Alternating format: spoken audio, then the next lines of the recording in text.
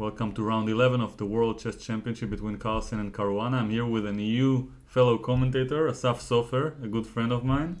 Hi. And we'll share a lot of information about my friend here in the coming 4 to 18 hours, depending on how long the game will take. In the meantime, you can enjoy his name and his Israeli rating below him. Yeah. So, Asaf, what are you expecting today in the match? Draw. Yeah. He's a wise guy. I think C4. Definitely the English. The English. Yeah. From Carlsen. No surprises. Yeah, so Carlsen played one time or twice D4. Yeah. He played C4 several times. So I remember at least twice with each. And I can't actually remember which move was his third choice.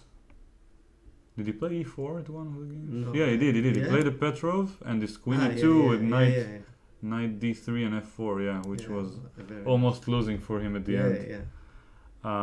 So Carlsen tried all of these three moves. So just by deduction, maybe he'll try knight F3 now. Yeah, it's a surprise. Or E4 for the second time, we'll see. So in less than a minute we'll discover, most probably. And let's see if people can see us, verify that the stream is working properly. Yeah, we have a few people in the chat. Arik. Yeah, we have some friends. Hi to the Galil. Yeah, I wonder if anyone from the non-Israeli players will suddenly recognize you from the long history. Maybe we go to Hebrew. Yeah. We have Rachel on the chat here. She's a real professional. Yeah. Anel, Lucas, Arik, Rituraj, Lee, and Andres. I have a thing to try to pronounce all the names and make as many mistakes as I can, and offend as many people as I can without actually being rude. And we have some moves, and my deduction skills were correct. I see people say that E4 was played, E5, he's not afraid. and the Petrov. We'll soon see a teleport by liches to the actual game position. E4, E5. The Petrov is on the board according to the rumors, and I really wonder what will be Carlsen's try for an advantage. So I'll have to do something very quick here to sign out of my account so that I can actually do the stream on liches as well, and not only on YouTube, so people will see the small TV next to my name. I'm connected to the wrong account right now. So that's the one. So broadcast, game 11. Here we go. And we have E4 officially on the board. So, okay, while we're waiting for the moves to update, maybe I can ask you, or you can ask me something. Yeah. Okay. There is a rumor that the Petrov is a drawish. I never understood it. Why it's so drawish? Why is the Petrov so drawish? It's look very aggressive. You know, the center usually open. Yeah, that's true, and we see the moves. So the reason, from my perspective, from my own games, that the Petrov is usually connected with a drawish reputation is that it's a symmetrical position. So I can give an example on the analysis board. If we go, we're already there. So here, game 11. Here we go. Let's see just if people can see what I'm doing. I need to update the board. One moment.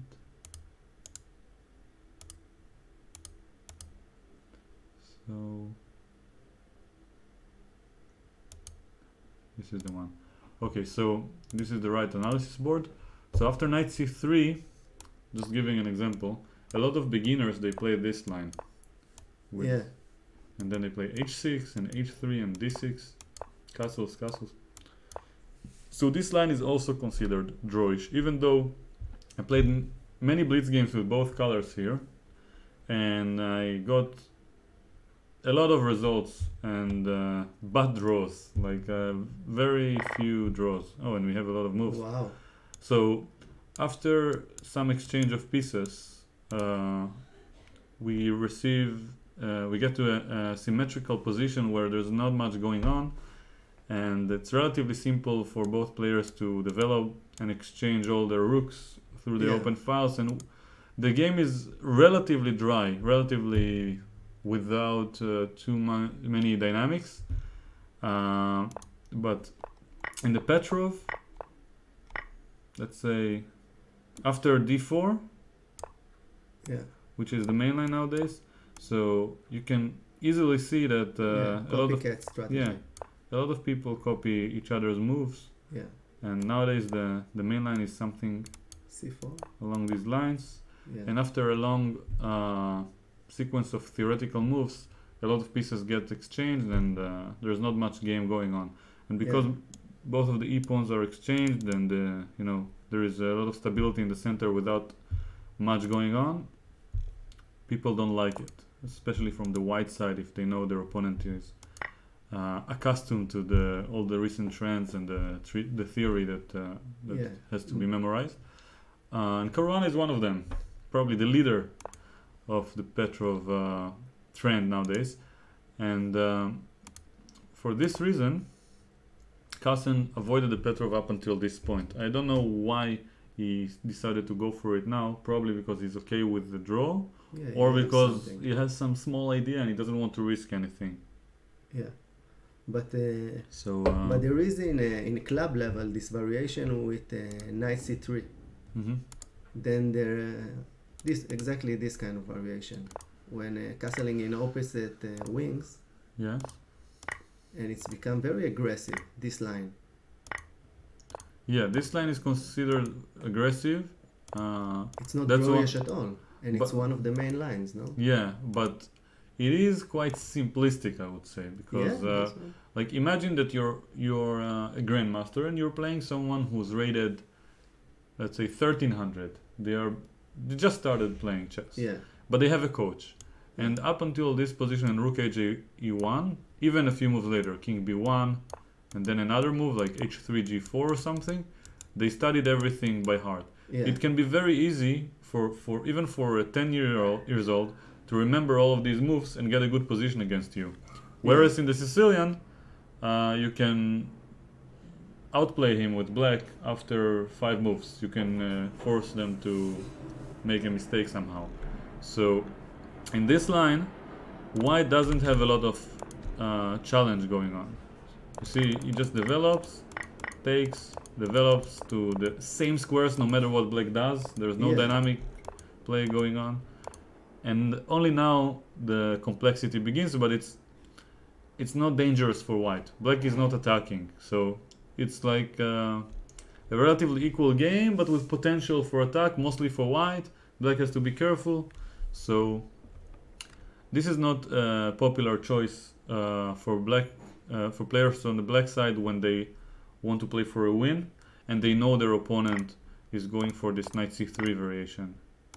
You mean in the highest level? Yes. Not in a club level. In a club level, race of attacks usually don't end in a draw. That's true.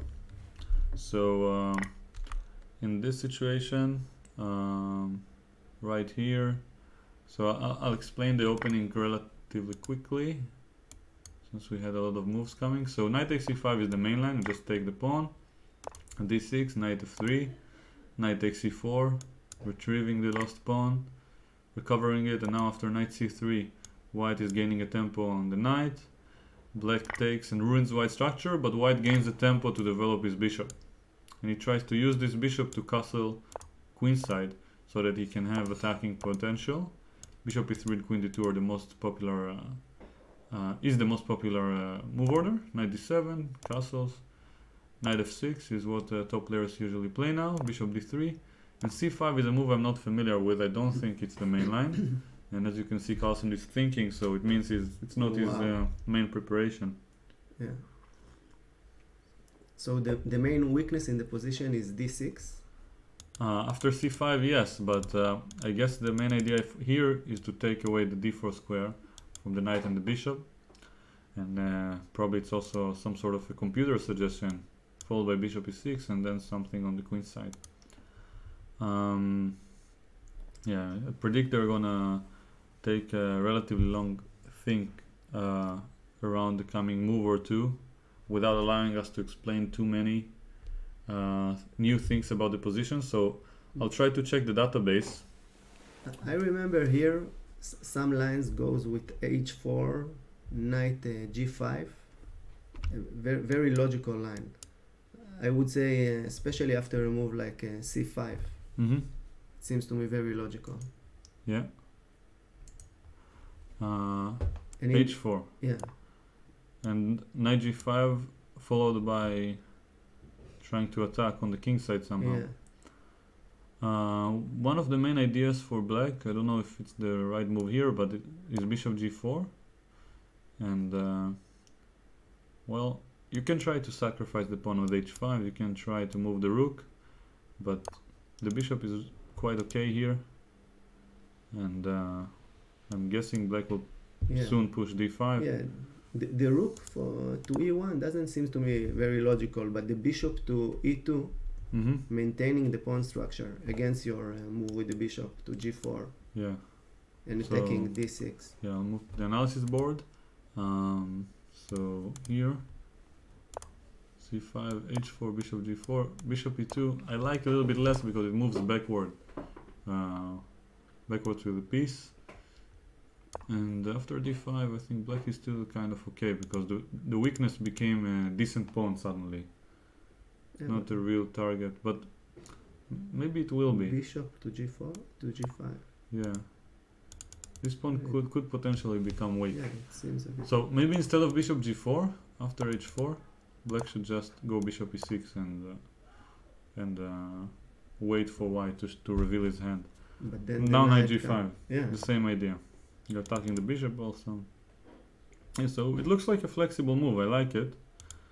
And it makes sense with the strategy that when you castle on opposite wings and you want to throw your pawns at the opponent and open up your lines, bring your pieces over.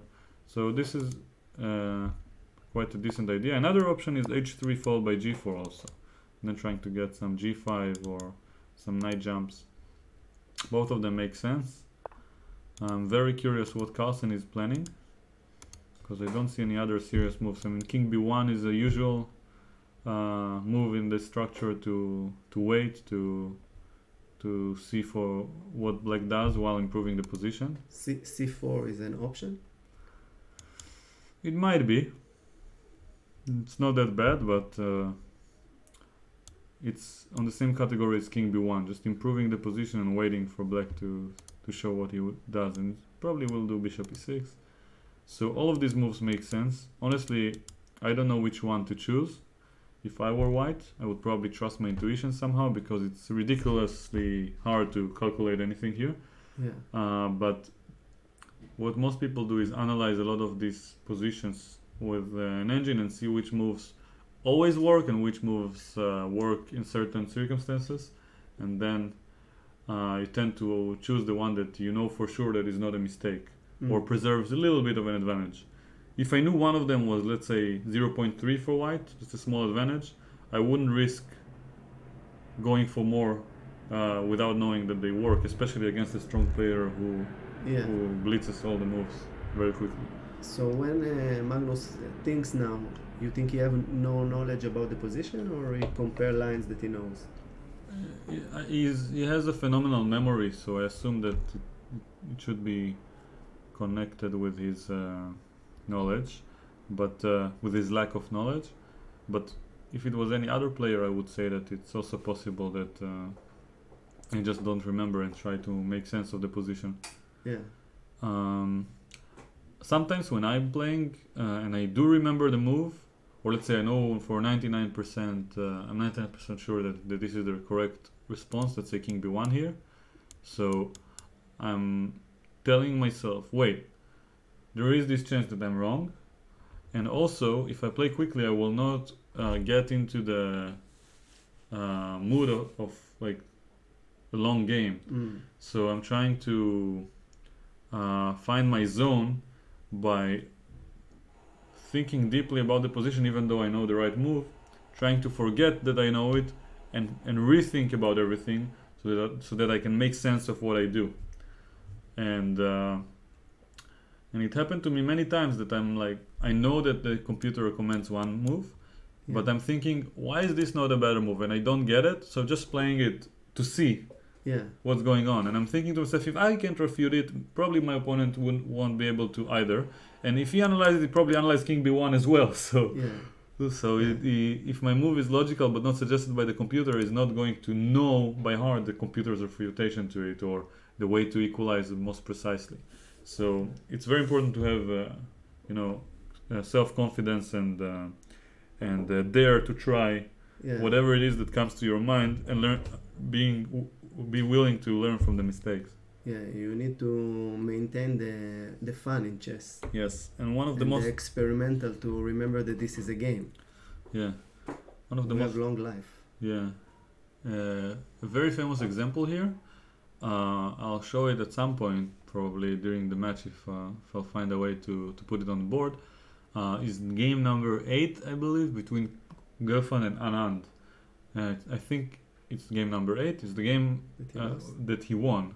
I'm not sure which number it was, but I'm talking about the one where he won with white. And when Gelfand won that game, so in the critical moment in the opening, he remembered that his helpers analyzed a certain move with a very small edge, and over the board he played another move. He played the move knight a4, and after like thinking for half an hour, and in the most important game of his most important match in his life, he decided to go against the engines and his team members and everyone, and he actually won that game. Amazing. And his move was deeper and, in my opinion, better than the objective move, so to speak, and much more difficult to deal with. So even on these levels, people allow themselves to trust their intuition. So there's no reason why anyone out there shouldn't. And I'm not only talking about chess, of course. Yeah. So, yeah. And we have rook h e1, which is the only move I didn't mention. No, I said it that the 1300 would be studying it, but just with the principles. Yeah, you put the rook on the open file. Like, it's not. It's probably because Carlsen don't know the best move, because the rook usually is better to be more flexible, because you'll have rook h1 later, but there is a chance for h4 h3 to work somehow. So I'm quite convinced this is not the best move. Can we see it as a drawish approach to the position?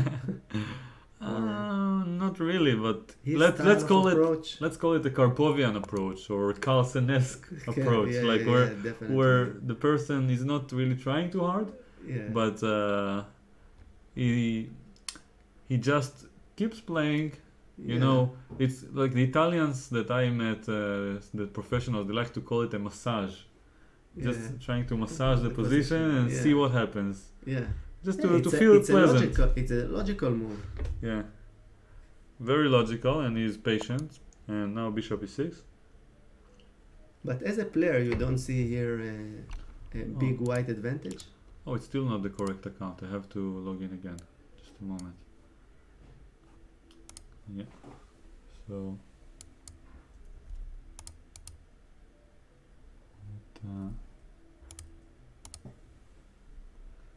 So, watch broadcast here. Yeah. And we have the same position. I don't know what to do with my account, because I have to access this username called Tal Baron YouTube, and no matter what I do, it's the other account. I don't know how to access it. Something is wrong. I got it now. I was always on the right account. Yeah, my bad. Okay, so this is not the one. Okay, now Now you see, I have this lichess thing here on the left, so that people can, one of these 30,000 people can join our streams by a chance and meet a new form of chess content that they've never seen before. So bishop e6, Carlsen is thinking, Caruana isn't. Yeah. It's funny because in the first half of the match, Caruana was always thinking a lot and insecure, and then from round 7 and on, Carlsen started thinking much more than Caruana, and Caruana started revealing his preparation and showing a lot of confidence and pressing. Yeah, Magnus shows a lot of hesitation in his move. So who do you root for? In this, look, I love Magnus. He's my hero. But in this position, white, in my level, white looks much better. I don't even understand the bishop to e6. It's the best place on the board, but it's inviting knight to g5, which is very logical move. Yeah. So it's for changing the diagonal of the bishop. It's like what? Bishop to e4 to d5. I think that after knight g5, the main approach for black should probably be moving the bishop somewhere. I don't know where, but this might be an option to put it here.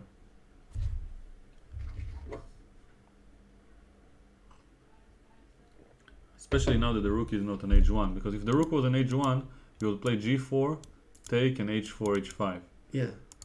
You can still try it, but it's a lot of moves that you lose on the wing for exchanging the light square bishop. I want to play knight d5 later. Which reminds me, maybe I can do it immediately. But the pawn is here. Here f3. Now knight d5 looks funny. But then there is h7. So I go bishop h5, then bishop g6, and I might be interested in knight d5 business. But h4 maybe. It looks interesting for white. Much easier to play, that's for sure. I'm also wondering whether you're threatening to take as white, because this pawn is not necessarily that bad, but it is bad. Yeah, it's very bad, and also you lose your two bishops.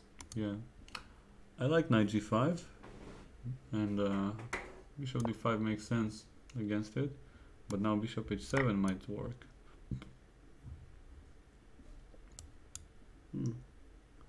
So, or knight h7 for that matter.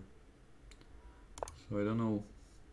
For those who didn't understand, the point is that I take a pawn and then my queen gets access to the bishop, so I will end up being a pawn up. So here, what can black do? The knight is good here. If bishop c8, then this is a decent gain of time. I can just go h4, h6, rook to h1. Yeah. I don't know. I like your move, but Carlsen is hesitating. Maybe he sees something else as well. It's an option to take on a2? No, it's not logical. It is an option. You have a point, because now maybe there's c4 and d5. Yeah. Bishop a3 checkmate is coming. Yeah. Interesting. So bishop takes e2. c4. Then I can probably go g5. And then b3. b5. Yeah, wow, it's complicated. What about b5? I don't know. Yeah, it's also g4 is possible sometimes. I would say it's very risky for black, but makes sense as well. So bishop takes e2 is another option. I'm guessing this is what Carlsen is calculating, trying to evaluate, and maybe he's also considering just to wait and see what's black's plan. It's funny, you know, we have a Gadmator in the chat. Do you know who's a Gadmator? Yeah. Have you seen some of his videos? Yeah, I love it. Yeah. I'm a big fan of his, and sometimes he shows up in the chat. Usually, the Phantom. When I have the least amount of viewers, that's when he shows up. So most of his fans miss him. So I hope he gets to stay here and join our comments and wonders about the world. So yeah, Carlsen surprised. Yeah, my sister. Your sister? Yeah, Tamar. Where is she? Tamar?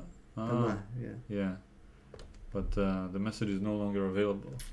But we can still provide her with a shout out.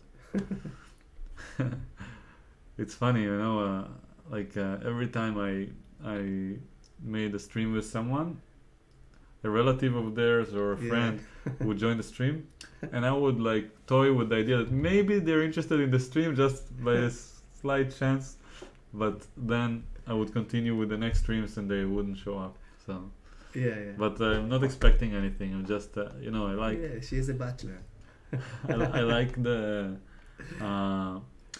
mystery, like to allow myself to imagine that there is a chance that people actually like the stream. D5. People help us here a bit. Stockfish move. So bishop e6.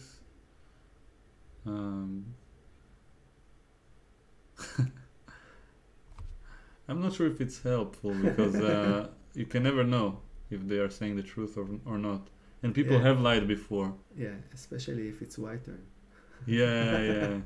If it's white's turn and they say Stockfish suggests d5, you know there's something suspicious about Stockfish here. And yeah. No c4 by black. Says Laschet. Interesting. So let's try to explain it. In this position, 11 bishop e6. You mentioned rook e1 again, but it's already on e1. So maybe he meant when I did the analysis back then. So let's say king b1 and then what Laschet offered earlier. So the reason I don't think this is so annoying for white is that after bishop f1 this square becomes horribly weak, and I want to define a weakness once again for the viewers who were not here with us on the previous streams. So the most simplistic or the simplest definition of a weakness is a square where none of your pawns can threat even in the future. So imagine that in this position, two pawns by black are threatening the g6 square. So if these two pawns were to move, the g6 square will become a weakness forever, because there is no amount of moves that can make pawns go back to a square where they defend g6. It's not the same with d4, because this pawn can theoretically get to c5, but without provocation, this will forever be a weakness. And so is d5, and so does d6. So that's something I have to mention about the move c4, and it also beats the purpose of having played c5 in the first place, which was aimed against the d4 square. It's not achieving much, but preventing the knight d4 idea, which is one of the main ideas by white. So by playing this, also blocking the bishop. Yeah, it blocks the bishop and makes it very weak, because after you push d5 you're gonna have very weak dark squares. This bishop is gonna be more or less like a pawn that cannot reach anything, and after knight d4 this pawn will become a weakness too, so it will become weak. So king b1 has been played, as we can see in the orange rectangle here, and now it's black to play. So how would you approach the position, Asaf? Is black? Yes, let me even help you. Okay. Effects. Yeah, I have a lot of special effects here. This is only the beginning. I would feel that playing on the queen side wing as black. Too late. They played queen a5. I will never do it. That's what you... But that's more or less what you said, playing on the queen side. But I think I would not go to a pawn play on the queen side. because I would feel it's too slow. Or I will play some general move like rook to e8. Yeah, exchanging, playing in the center. Yeah. Hoping one day to go d5. That's the correct thing to do according to the principles. Queen a5. It's strange move from my point of view. Well, it develops a piece with tempo, so it's not that bad. It's inviting exchange of queens. Yeah. c4. Yeah, and then probably you want to take and d5 and followed by some offer. Yeah. Okay, but I'm not sure if it's that good because there's knight g5 coming. Maybe with the bishop. I like this because knight g5 comes later, and the bishop is also good with bishop c3. I like it as well. Just want to allow myself to double the rooks if I need, and it's as a rule, my first instinct is always to move forward, almost as a superstition. Yeah. I feel like even if a computer would show that moves are equally strong, there is this karma thing going on. If you play backwards, then it might get back to you if you can't prove why it's correct. So when you play forward, you don't have to prove anything to anyone. Yeah.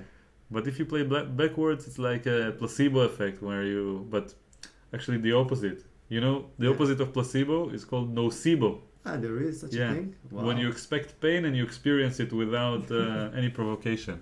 So that happens to me when I move backwards and can't find a way to justify it. But maybe before we're going to queen exchange, maybe there is other options more interesting as a viewers. No? a3? Here? a3 makes sense. Options. b5? Yeah, it's I guess. hard to pass. Yeah, but then rook and b4, it makes some sense. So b3 is probably the most straightforward way to play, but Carlsen will go for c4 with a smile. Yeah? That's my prediction. Wow. That's the good move. Do this to us? That's the good move. That's the World Championship move. Oh no. No, he will do this to himself. We won the queen. That's even worse.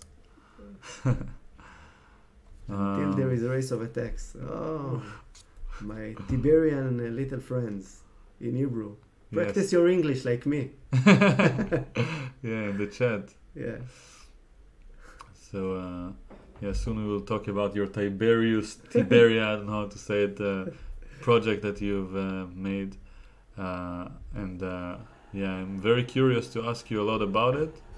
And also tell everyone, not all the non-Israelis who cannot do anything about it, to spread the rumor about chess in Tiberias. So I don't know why people start naming YouTubers in the chat, but I'm guessing they have a reason. So let's see. Let's have a look.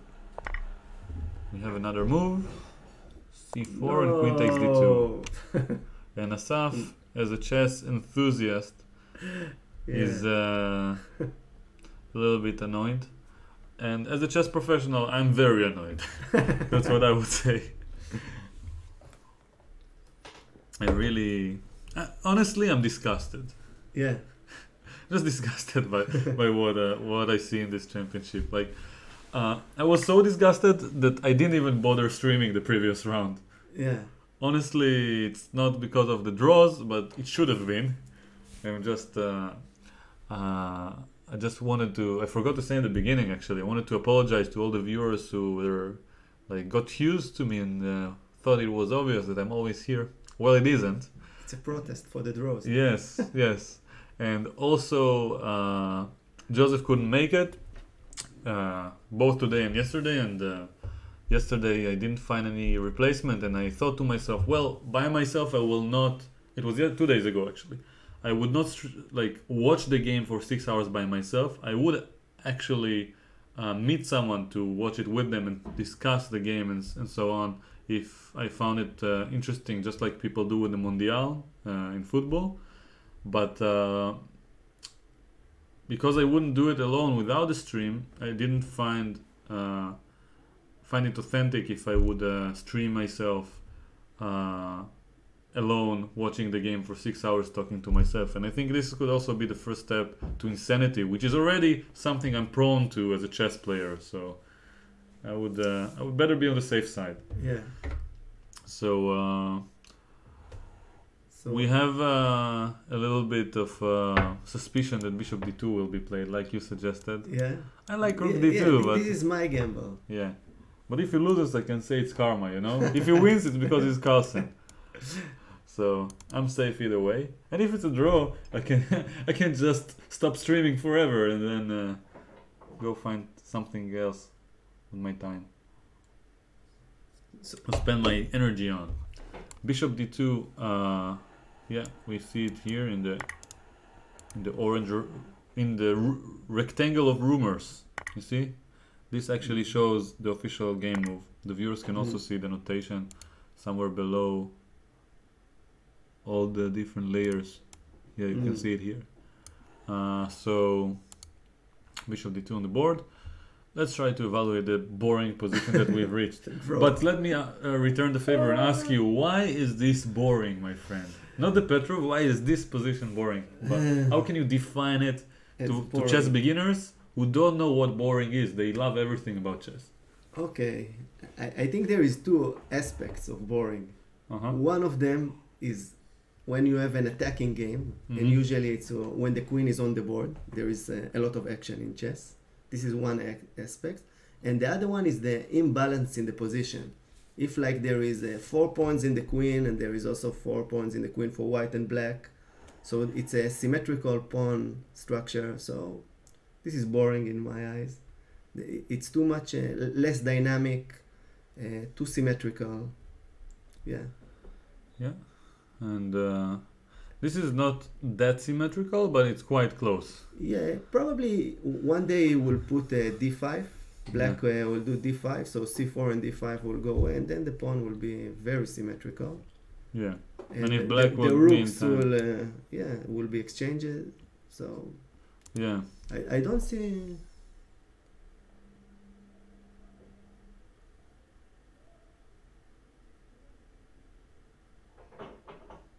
Wow, Roland really likes you. Yeah. Asaf looks like someone who won the gene lottery. Good-looking chap, pleasant and smart. And you didn't see the girlfriend yet. Yeah, won a lot of lotteries so far, and that's why he shares a lot of his, let's say, passion with the world through many things, but mainly what I'm here to talk about. That's the actual reason of the stream, I guess. In this position. Yeah, in this position is the project that he started. This is a good time to start talking about the project. We have like 3 hours. Yes, 3 hours before the time control. Then we'll have another 3 hours maybe ahead of us.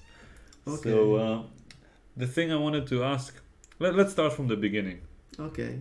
I have some holes in my knowledge, but let's start from scratch.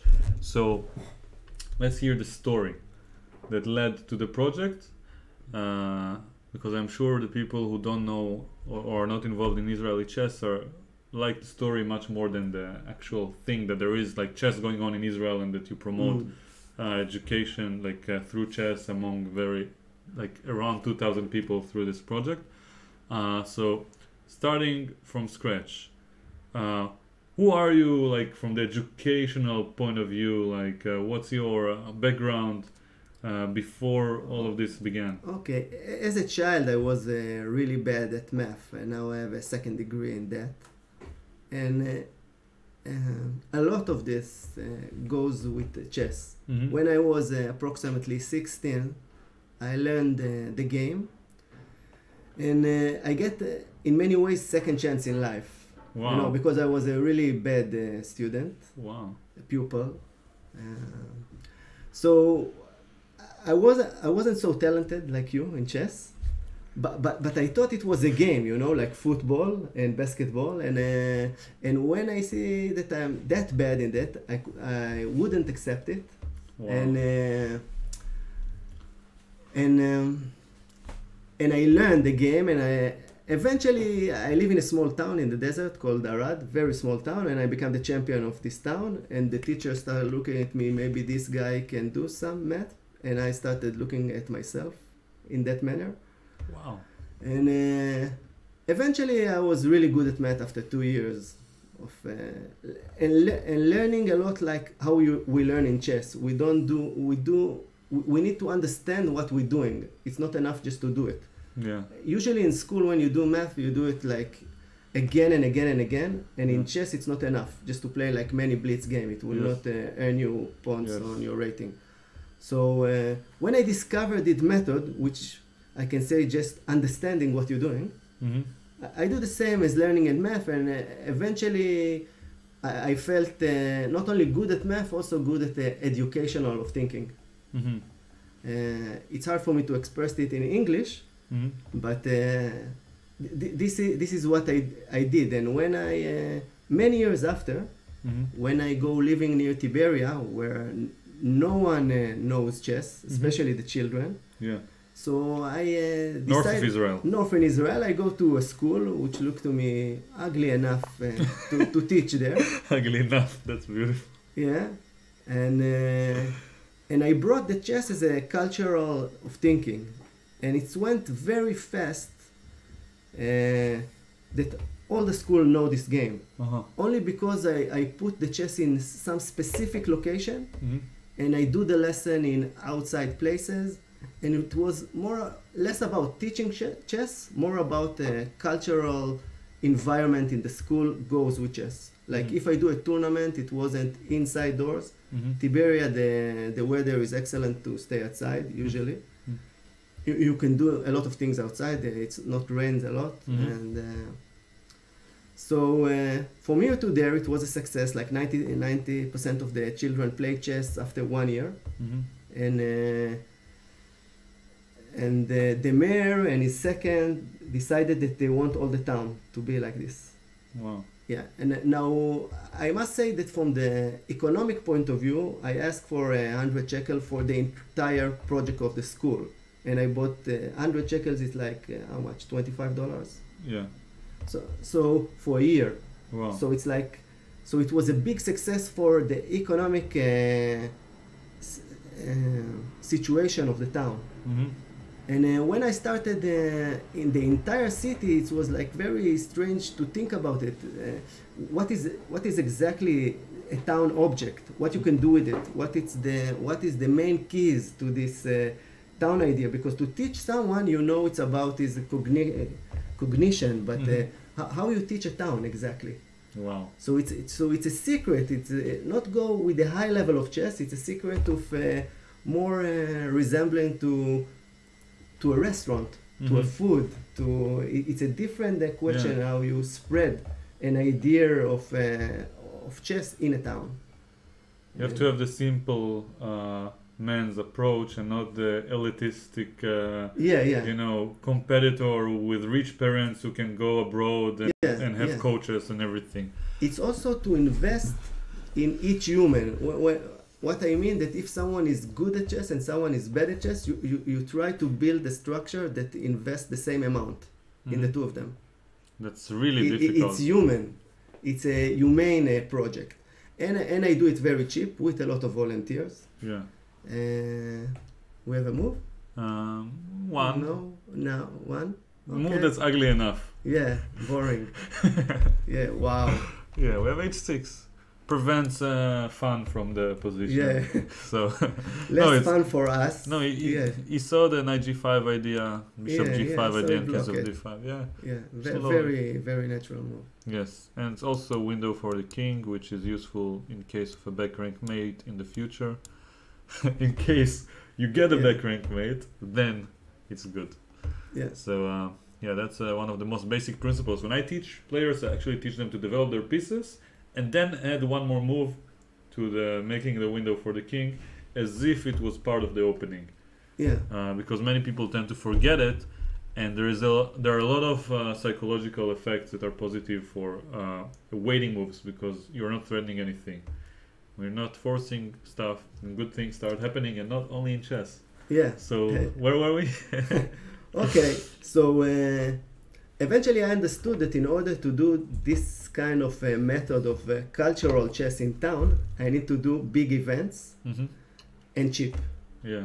And for that I need a lot of volunteers. Yeah. And I started teaching old people, young people as a volunteers, not as chess they didn't know chess that well, but they know how to put a table in the right place. They know how to judge position generally.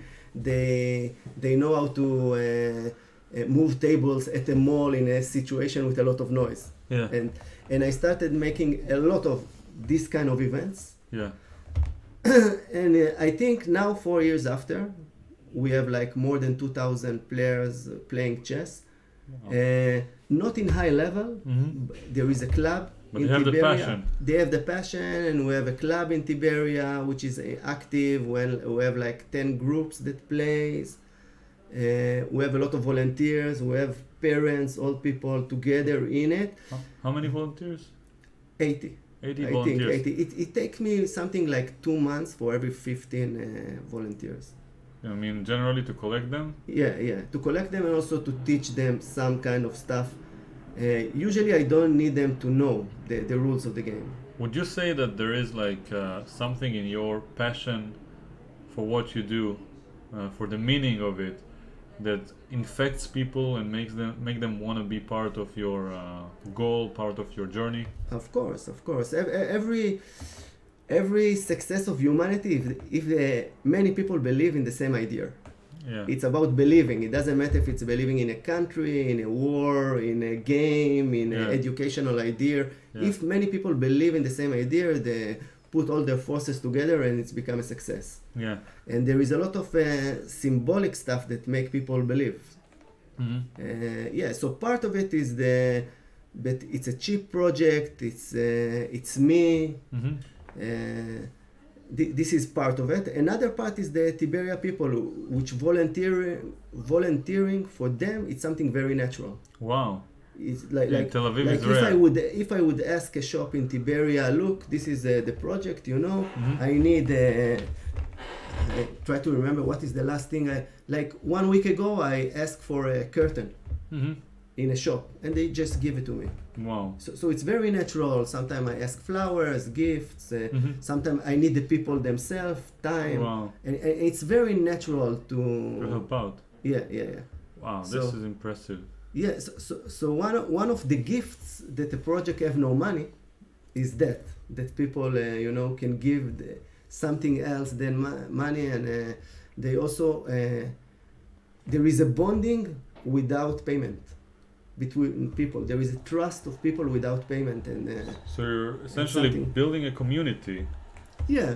And the chess is like, of course it's big, but it's partially an excuse. Like, I mean it in a good way.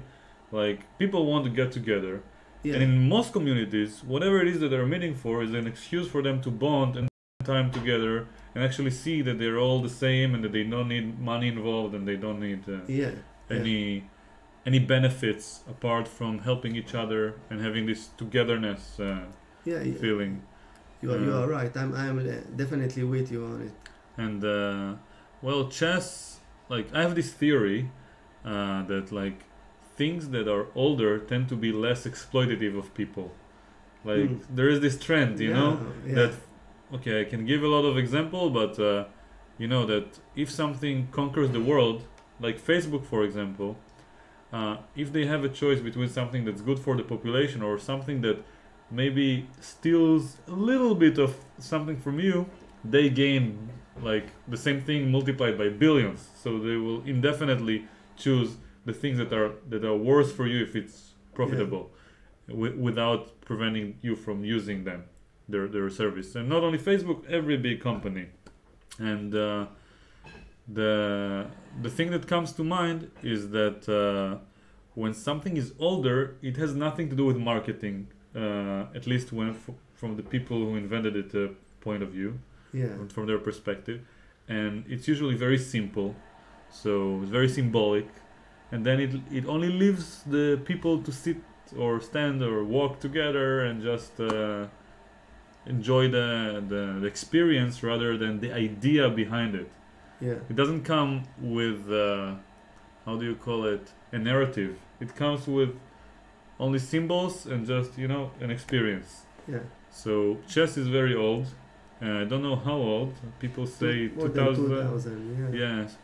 And people argue about where it came from, but everyone agrees that it's either India or Persia or even China, some people say. Yeah.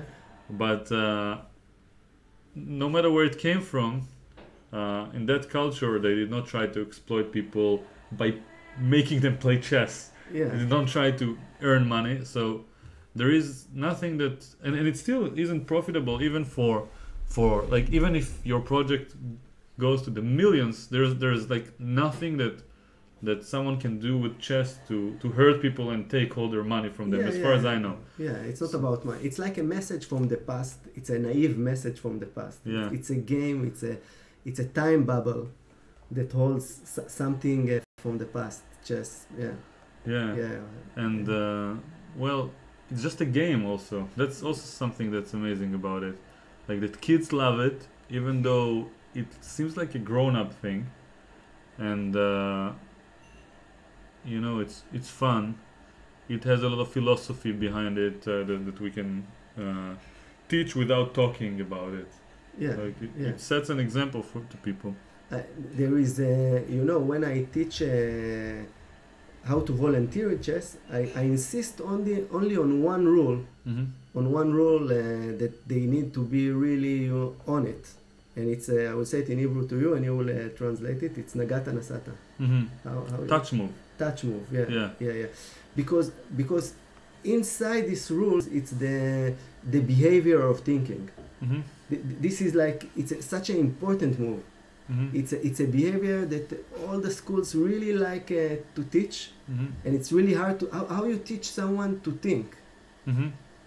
And inside this behavior, there is this method that just hold it inside, thinking about it, do some inner movement mm-hmm. of ideas, exclude things, do stuff. Yeah. So I really like these rules, and I also like a lot of behavior rules. Mm-hmm. When you shake hand in the beginning and the end. Yeah. Many of those that you don't need to tell someone, you know, be a sportsman or think. It's inside the inner stuff of chess. So. Yes. Yeah. And what I noticed, I also had the chance to teach in special education school for 3 years during my army service, and was like, they told me to teach some things, but I just didn't listen to them and taught the children chess throughout the entirety of the 3 years. And I recall that at the first time, or the first lesson, I would just say, shake hands before you start the game, just after they make the first one. Oh, wait, shake hands at the beginning and the end of each game. And then I wouldn't have to mention it. I wouldn't have to say it even to the next players who came along. They just saw this is a behavioral thing and they copied it, and it made sense to the kids without anyone talking about it. Yeah. And it's something that shows respect in a way without demanding it. And people seem to enjoy this act of giving and accepting acts of respect in a game that's essentially a war. Yeah. That's so remarkable that people are like actually fighting to death symbolically in this game, are accepting the fact that they are friends outside of the game, and even during the game they try to behave as if they don't want to hurt each other, but they have no choice. Yeah. You know? Yeah, it's nice.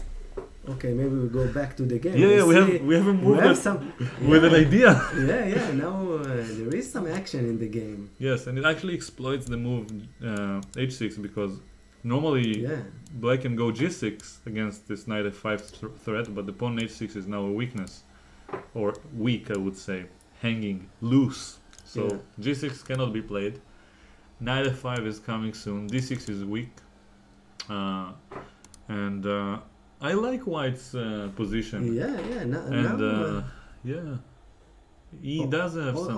Also, knight to g6. It's an interesting option. Yeah, that is true. Indeed, you're right. Knight g6, because the bishop on e6 is hanging in case of f takes g6. So. What are we going to do about it? Well, I'm guessing knight g4 is one of the main ideas, because it attacks the knight on h4, and but you can. That's the critical move. You have to go knight f5. You have no choice. No, you can do knight to g6 as before. I mean, you have to move the knight. That's what. I meant when I missed knight g6. And now the question is whether I can sacrifice something. Probably not. If I take, you take, and there is no time to defend. But there is time for knight f2 actually, because I'm attacking the rook. But you will not go out of there alive? I will just take the bishop on the next move. Yeah. So knight g6 is a little bit less ideal, but knight f5 does win a tempo, I think. But also here I have knight f2. But now maybe you will trap without the f file open, maybe the knight is going to trap eventually there, no? It's very possible, but you have to see exactly how. Otherwise, never happen. Taking the bishop on e7. Yeah, now maybe bishop e1, but then rook e8.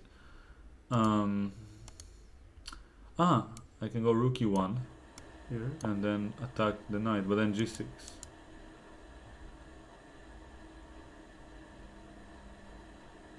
So I'm thinking something like here and there. It's interesting. I think this is okay for black. Maybe king c1 followed by rook e2, but then it's the same. g6, bishop here. No, I don't think the knight is in trouble. Yeah, take it back. Yeah, but knight g4 is the critical move for sure. Yeah. And I have to explain to the viewers how do I actually come up with this move. Let's say someone doesn't. I have this move jumping into my head like this. It's part of my intuition. But for those who want to find it, so my process is that he has a threat. Okay, I cannot really prevent knight f5 because I showed g6 is not possible. I'm asking myself which piece doesn't work. Okay, rook e8, rook d8, whatever doesn't help with this threat. So then I start calculating. And when you calculate in chess, I usually have this method where I look at checks, captures, and threats. Shachim, akaot, v'yumim. Yeah. So in Hebrew. So checks I do not have here. Captures I do not have here. That makes sense. Bishop c4 makes no sense. And threats, well, the most obvious threat is this bishop threatening this knight in an X-ray, so to speak. And when this knight moves, I will be threatening the knight. So then I start calculating. And the first thing I start calculating is moving forward. So the most active move that doesn't lose the knight is knight g4, because here I just lose the game. So knight g4, and then I start looking. I have knight f2 coming with this fork. I have bishop h4 idea. So he has to react. He has to move knight either here or there. And then I assume that, well, if I move my bishop, which kind of makes sense, then white can go f3 and my knight will be trapped on h2 if I take. No, but you can but then I can go knight f2. Yeah. No, that's correct. That's correct. Sorry. Wow, it seems like... so rook e2. For sure we're missing something, no? Probably rook e2. No, rook e2 and then f3 next. And the knight is not doing much, but maybe it can go to you e5. Explain why the knight cannot take h2. Here? Yeah. Because after f3, this knight is trapped. It has no squares, and it's on the side of the board. There is a sentence in English that goes, "A knight on the rim is grim," and in Hebrew it's better. Parashim b'shulayim busha la'inayim. And I invented parashim b'pina busha lamdina. So here knight h2 is not so good because the knight is not only trapped, but even if you find by a miracle a way to save it, it's out of the game and it's not worth the pawn because white also has some threats. So you want to generally play in the center. And actually I did move the knight backwards in my calculation, but I come with a threat here and there, so it's a double threat. If I take the bishop, I'm gonna win a piece here, If I take the pawn, I'm winning a pawn. White is forced to take on d6. And even though I lost the pawn, I feel like I have a decent compensation for it. So rook d8, for example. It feels good. And now, if knight b7, rook here, knight here, bishop c4. And okay, I'm a pawn down, but I have the bishop pair and an open position. So it's and the pin. So yeah, it's quite complicated. But so we have a game. Yeah, we have something going on. Caruana will probably delve into his first and long think of the game. Look at the time difference. Yeah, so Caruana's already thinking for like 8 minutes, and I assume he will continue to think for the next 15 minutes or so to try to find out if this works or if there is a better move. I actually don't see another move, so he just has to make sure that it works and then go for it to save time. But let us continue maybe talking around about what we said earlier. No, rook e8 is an option. Rook e8, knight f5. I think if I get bishop to f8. If I get this, then I'm better because my bishops are more active than yours. My knight is more active. My rooks are creating threats. So at the very least, I'll get this pair of bishops, which together with this weakness means trouble for black. So I don't like it. But you can now do maybe show the variation again. Knight here, bishop. No, not this variation. Maybe d5 now. Okay. No, this must be bad. I have also knight takes h6 check. Bishop f6. Doesn't feel right. Yeah. So just to be clear, rook e8 of course is not losing yet, but any move that is not knight g4 demands that you will say why knight g4 is failing. And if you can't prove it, then you play it and you know, sit tight. That's my rule when I play. Even if I have an hour and 20 minutes, I can sit for an hour. If I cannot disprove knight g4, I will never refrain from doing it. No matter what. So do it. No, but I don't want, like, I'm not thinking for an hour. I usually take 10 to 15 minutes, but I'm just saying that as a rule, I will not be lazy and tell myself, oh, maybe it fails and I'm missing something. I will not doubt my skills, because even if I do lose, then nothing bad really happened. And it's like, even as a professional, it's only small amounts of money or rating or whatever. It's just materialistic things. It's not as important as improving and playing and experiencing the game to the fullest, let's say. So knight g4 deserves further investigation. Let's be thorough. So I'm attacking the knight.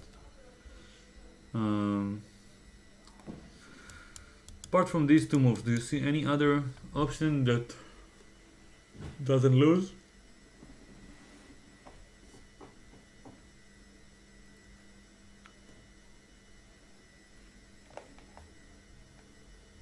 Oh, and by the way, people in the chat, I prefer if you won't speak English, Hebrew, because most of our viewers speak only English, and this is called spamming the chat. This is a few of my pupils in Tiberia. If they're children, then I'll forgive them. Yeah, but they can try, no? Yeah. You can try to write in English. Use Google Translate and so on. Yeah. But I'm happy that your students are following. Yeah, if you will ask a question in English, we will answer it. Exactly. Yeah, this is a teaching method. Okay, so it's Don't use Chinese, please. It's Vivek is saying. They think it's Chinese, yeah? Yeah, Tiberia is in Israel. So knight g4, knight f5, knight g6. So I think it was pretty safe to say that this is better or good enough. We'll check it a bit, 1 second here. So it's a 4,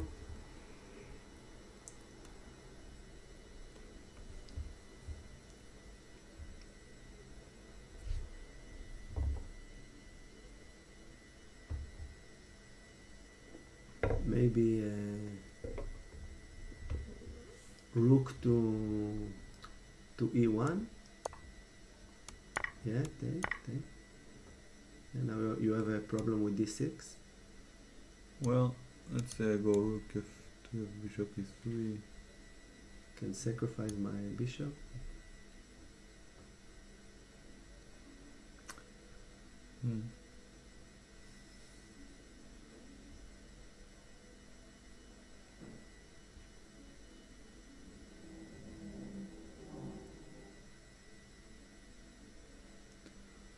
Okay, so let's say that I go.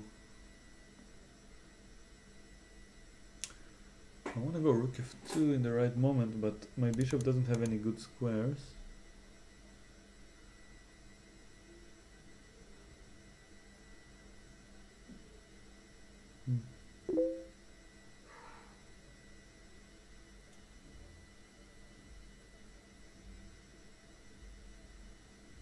I don't know where to put it. Let's put it on f6, you take, yeah? And now have to come up with a move. Oh, this is a bad position. And this pawn is relatively weak. This pawn is kind of weak. This is double. King to c2. Oh, I like white, of course. Yeah. No, so this makes sense actually, this pawn sack.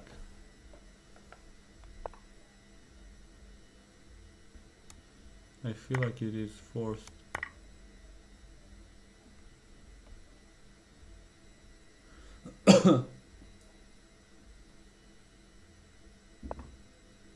We have rook e8 like you suggested.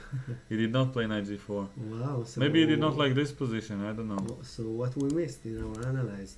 Yeah, so let's continue our analysis before we delve into the rook e8, because it's relatively passive. I don't like it so much. So the other option will be knight f5. This bishop is attacked, so I have to react.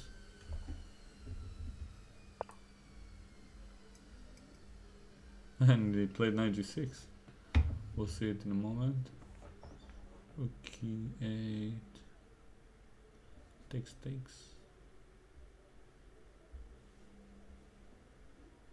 Doesn't feel right, so I have to probably take it, but then what did we say here? I forgot. What did we analyze? Takes. Yes, this one. We didn't even check rook takes e7. We check. Then we get the fork. Here? No, we don't. Ah, no. This is another option. We didn't analyze this move. This is possible as well, but yeah. Okay. But let's go with what we checked earlier. This, knight f2. Now, and instead of this, if we just go back. This is interesting, because now the knight is trapped as well. Yeah, but you no, this is bad for black. Yeah? Yeah, but this time I did not sacrifice an exchange, so we can just go rook f1 and take, and white is much better. Yeah. You recover the pawn, f5 is hanging. Yeah, so this is the problem. This is a big problem. Knight g4 fails miserably. Rook f8, knight g6 was played. And yeah. No, we shall wait.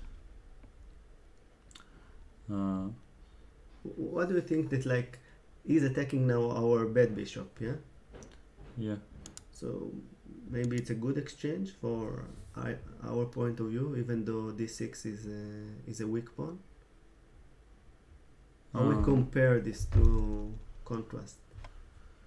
Well, d6 is weak. It's even weaker if we exchange this guy. And taking is bad, so probably bishop d8 is the main option to avoid it and threaten the knight, but then white will probably go knight f4. So I really like white's chances, but maybe we analyze if we take the knight, he take with the rook, king to f7, doubling rooks, no? Yeah. Like this? Yeah, why not? Yeah.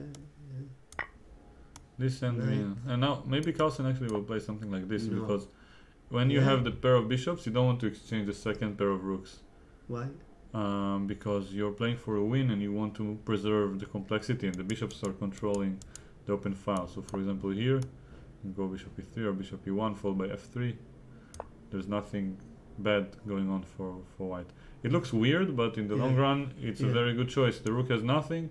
I'll start pushing on the queen side. On the king side, I'll have place for the rook eventually. Okay, so the complexity is a psychology thing? No, it's subjective. Like, you have the advantage, but it's not enough. Like, a king and a pawn are not enough against the king. You don't want to simplify the position. Okay. So, like, complexity, from the, how do you call it? From the dynamism point of view. Although it can even be referred to as a static advantage. So, like, so there is a general rule that when you're on the winning side or the initiative side, you generally want to preserve one pair of rooks. And it's a very complicated topic because sometimes you do want to exchange them, but one pair of rooks adds to the power of the bishops more than this rook adds to the defensive force of the knight and bishop or to their counterplay. So one rook works well with two bishops. So I would say rook g1 just in case I'm pushing it later over there. Another option could be just putting it on the open file and trying to move the bishop little by little. But this is the game position. I'm going for 10 seconds to bring the famous protein bar. Wow. Yeah. Let's see. We have a lot of choices this time. Have a look. Wow. I don't know which one to take. Yeah, probably the one that is here twice. So, but I only have a budget for one in this stream. And one for guests. Yeah. No, for guests I have unlimited budget. So you got the 0 bar. Double chocolate flavored. Yeah. And I have the chocolate chip cookies. You know, these protein bars have the names of the worst candies. Yeah, why? But they claim that they are healthy or something. Yeah. And ironically, we're not strong enough to open them. I figure it out. Okay. Go e4. E4? You have to eat them to be strong enough to open them. That's an oxymoron. Yeah! Got it. Wow. It's not supposed to be that tasty. Yeah, it's healthy. It's a healthy taste. I mean, the name is tasty. Word moves. Yeah. So how to enjoy Carlsen Caruana? Prepare healthy or tasty food so that you can benefit from it. You can stay awake. Exactly. So, still struggling? Ah, yeah. Got it.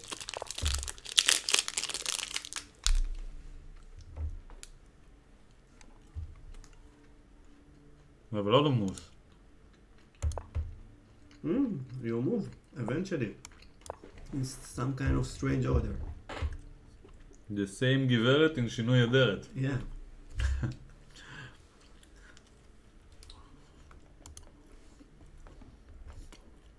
Same but different. Okay, so 97. No?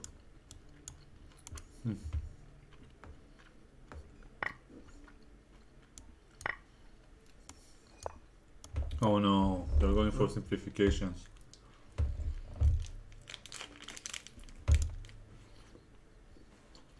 Once these are exchanged, yeah, different color bishop. You know we're gonna need to seek budget for protein bars for the next game. Someone actually donated $5 in the previous stream, saying like, here you go, have another 2 protein bars, and I was like, no, that's only enough for 1. I need a lot of more viewers, but average, like I get an average of like one tip when I have around 1,000 viewers watching the stream, and so I did the math. If I want to make a living off of YouTube, I need around 20,000 viewers per stream. Maybe we'll flip the board. I see some. And they have complaints. Yeah. I love trolling the viewers, you know? It's really fun. So, let's see again the position of the game. Bishop f4. Now what?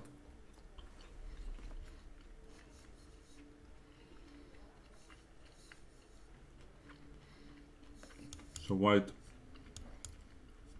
attacking the bishop. Ah, so this is interesting. You will lose a pawn. So a pawn in a...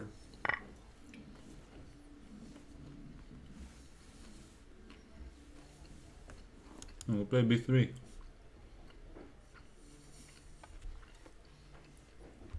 Or he will take 2. No, also rook to d6. It's an option. They are too smart. Yeah. Now this is a big threat, and if you defend, I'll go d5. If you do not, so for example here, I will propose the draw. Here is a simple line. Okay, let's go. This will be a simple line.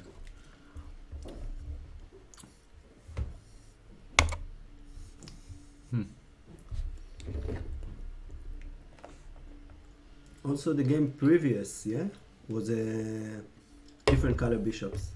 Yeah, but I mean, it was very interesting beforehand. Yeah, no.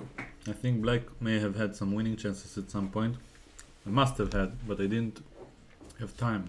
I took the free day very seriously and went...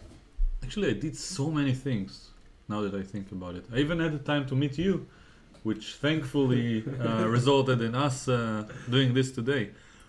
I went to the store. This was Thursday. Yeah, I went to a store where they play board games. And I played a bunch of non-chess board games instead of streaming. One of which was a beautiful game, very simple. It's called Love Letter, and you only need 8 cards, like 1 until 8. Okay. You need probably 20 cards overall. The rules are very simple, and the game is brilliant. Yeah, we got the dinner. Oh! Thanks, friend. Wow. Roland. Should we stream the dinner? The same person who mentioned the lottery. Like, you won the lottery, but he'll donate. It's nice. Thank you for showing the intentions. You don't have to do it. It's good enough to see. We're full enough. Yeah, that you want to support. It's nice to have people watching and learning. So now that we have the rook on d7, we can speak about the Iberian. Because I really have a lot of questions. Like, if we were just sitting here without the camera and just watching this game, I would ask you so many things. Okay. So, okay, let's start from the most critical question in this entire topic in my own life.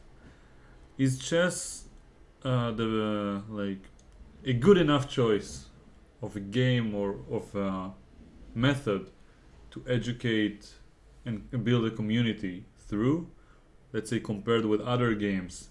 I'm not saying other things, but let's say there are other more simplistic games that exist, or older games and so on. Yeah. First of all, when you try to do something in a community, there is a lot of forces. Mm-hmm. There is the parents, there is the children, there is the government, there is a lot of forces that go, and chess have the best name of all the games. The best reputation. The best reputation, yeah. So everyone agrees that chess is good, for education, for the image of a city Yeah. as Tiberia. And this is very important stuff.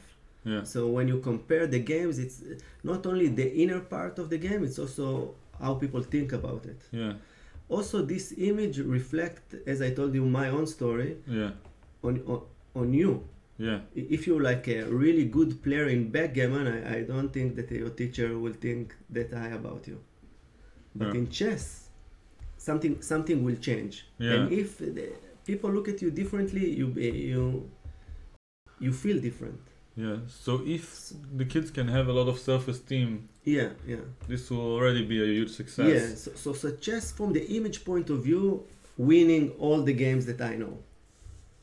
From whose point of view? Sorry. From the image of chess, no, without the rules, without everything. What's the people think about the game? If they see people play the game, if there is city that plays this game. So who wants to win all the games that they can? You said the perspective of like if I look at Tiberia specific, the perspective that Tiberia have on itself when they play chess go higher. So this is something that goes with the history of the game, which I think is very important when you need to choose a game that holds the entire community and you need a lot of hands to help you in this project. Yeah. So this is one point. Also in chess you have a place to grow. You have tournaments. You have. You have a rich community, trainers, material on the internet. Yeah, and it's all over the world. You know, it's not only you. It's a worldwide community. That's true. Yeah. Rook takes d6. Yeah. Who would have guessed? I'm getting it right, no? I feel maybe you're very good at predicting boredom. yeah. I'm maybe 2200. Yes. One day. One day. With the help of Kaisa. Yeah. That's what I like to say. Yeah. In Hebrew, it's better. Bezrat Hashach. Yeah, it's real better. So here. Oh wait, we have a lot of more moves. Wow! Thankfully. What is going blitz? Oh! Would you look at that? Does this look familiar? I think Magnus met someone. I should have offered a bet for one of the viewers if I were right. For the next move? Yeah, if I'm right, then okay. I should whoever is doing this imaginary bet with me would subscribe to the channel and press the bell. Yeah, I think it's going to a draw. No, it's just drawish. This is what they say. Positive. No one fighting here. Yes. They do it fast. They do it fast at least this time because I don't have a lesson to miss. Look at the time at Caruana. Wow. Yeah, King C1, Bishop C4. King C1 is actually a little bit sophisticated because he will win a pawn and then agree to a draw. You see? It's actually worth mentioning. So Bishop takes C4, now King C1, and the point is that after the move B6, I'm assuming there is a point. No, there is not.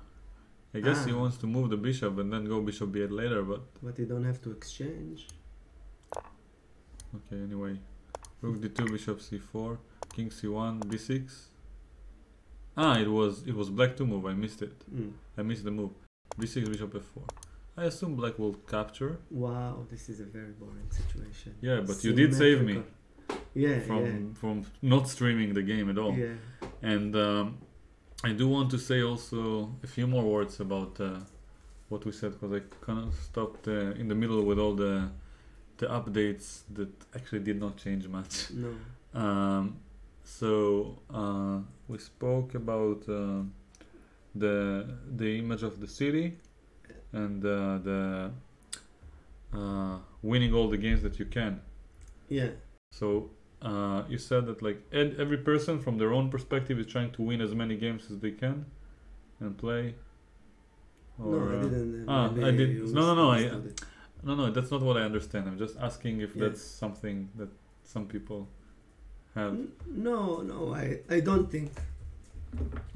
That's good. I like chess as a game for people rather than I remember the best time in my chess career was when I was 8 years old and I just started playing, and I would play with friends. Then I would come over to their place or the other way, and then we would continue to play chess. We'll go outside, play soccer, football, and just be friends. And chess was an intermediator. Yeah. And the better I became, the more lonely it got, the more distant. Yeah. Both the players and literally, like the distance was. Like the humans were more distant, and the actual distance between me and my colleagues. It's looked like the physics theory, like the Big Bang. Yeah. You go spreading all the atoms. Exactly, and the peak of the top of the pyramid, you are much more alone than you are at the bottom. And if we could change the entire structure of the pyramid to make it more of a circle or something, that everyone have the same distance from each other and are together and enjoy the game.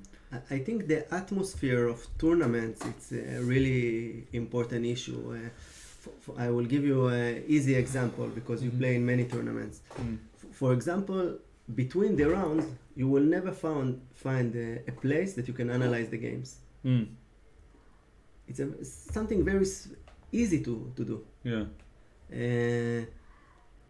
Also, the food will never be that good. The atmosphere of the in between the games will never be that important as the games itself. Yeah. And this is something of chess culture which I think went really wrong. Yeah. From understanding the human need of social stuff. Yes. Of course, if you are in the highest level, like your level, maybe you can do without it. But from all the rest, I don't think so. yeah. But for most of the people, they cannot go only on chess. They come for many other reasons. Yes. And to think about it and to build the cultural environment that invite many other people. So this is many things that I think in tournaments when I see that that are all around the chess. It's the atmosphere you described, but it can be changed. Yeah, and I really hope it will be. There is a nice article, or I would say show on 60 Minutes, I believe, about this doctor who went to a school that was ugly enough in, I think, Albuquerque or one of those states. I don't remember the name, but I really forgot the name of the state in the U.S. Or the district, and he revolutionized everything and taught them all the subjects through chess, and now they are doing very well at school, from the worst grades possible to doing really well and conquering the school tournaments in the US.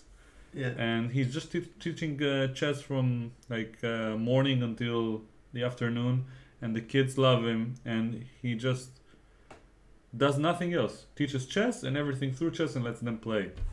And have you heard that in Armenia they actually do it also as part of their education? But I've been there. I see many people play there on the street, which I really like. Of course, there is also the club level, but I saw there in the market. It's like something really social. Yes, I agree. And wow, it looks like a draw. How lovely. White will gain a pawn before agreeing to a draw. That's. Yeah, you think there is a pawn there? Yeah, I mean. This one and this one. Sadly there is a. But okay, let's see. Let's have a look. I mean, we are here. No, but you have a bishop to e. To f1. Yeah. And then. And then it will be a draw. Well, you have this idea, and then I'll get there. Yeah. So yeah, interesting. Almost interesting. Wow. Yeah. Yes. I would conclude that, if they make a draw in the last round, that this will have been an almost interesting match. Yeah. And I have so many questions left and so little time until they agree to a draw. So, but if they do, I will have the chance to continue in Hebrew. But what do you think they don't agree to a draw now? That's a good question. They just fight. There is a rule. You cannot. They need 30 moves. Yes. Wow. And they do want to be objective because it's kind of a sports event. So they try to make the best moves possible, sometimes even when it's dead draw. Someone is offering to take the pawn a2. That's a risk, I would say. For example, bishop c7, if you take, it might work out, but you don't want to risk getting your bishop here. And I mean, the bishop is kind of trapped and you will have to give up this pawn anyway. You can go c3 now, but yeah, it's okay. It is and it isn't at the same time. So for example, here you're just losing a pawn. Yeah. The c4 is bad. King c3. So you can do a bishop to d4 first. 5. Yeah, that's correct. It's very difficult to lose. That's the conclusion. We need to find something interesting. We need to find a way to lose for someone, but it's not possible. Find, People in the chat failed to lose this position. Yeah, I'll find a link to the 60-minute article. I'll definitely send you, because I really enjoyed it, and I'm sure that if we try to connect with this guy, we probably can learn something from it, and potentially, you know, exchange some insights about because he does the same thing. He brings chess to the people and not to. I don't think he is doing it for competitive sake. Maybe we play this position. Actually, if the game ends quickly, we could play a game or two of 10+10 against our viewers. Wow. And I can even help you out by explaining things, even though you're strong enough. But just to, you know, verbalize some of the thoughts that you have, and try to ask questions. But maybe we will play this ending, you know, because maybe we'll play it with 1 minute. Go to a movie or something. Yeah, we will play this. Like we should make 1 minute on the clock for each, or less. With no increment.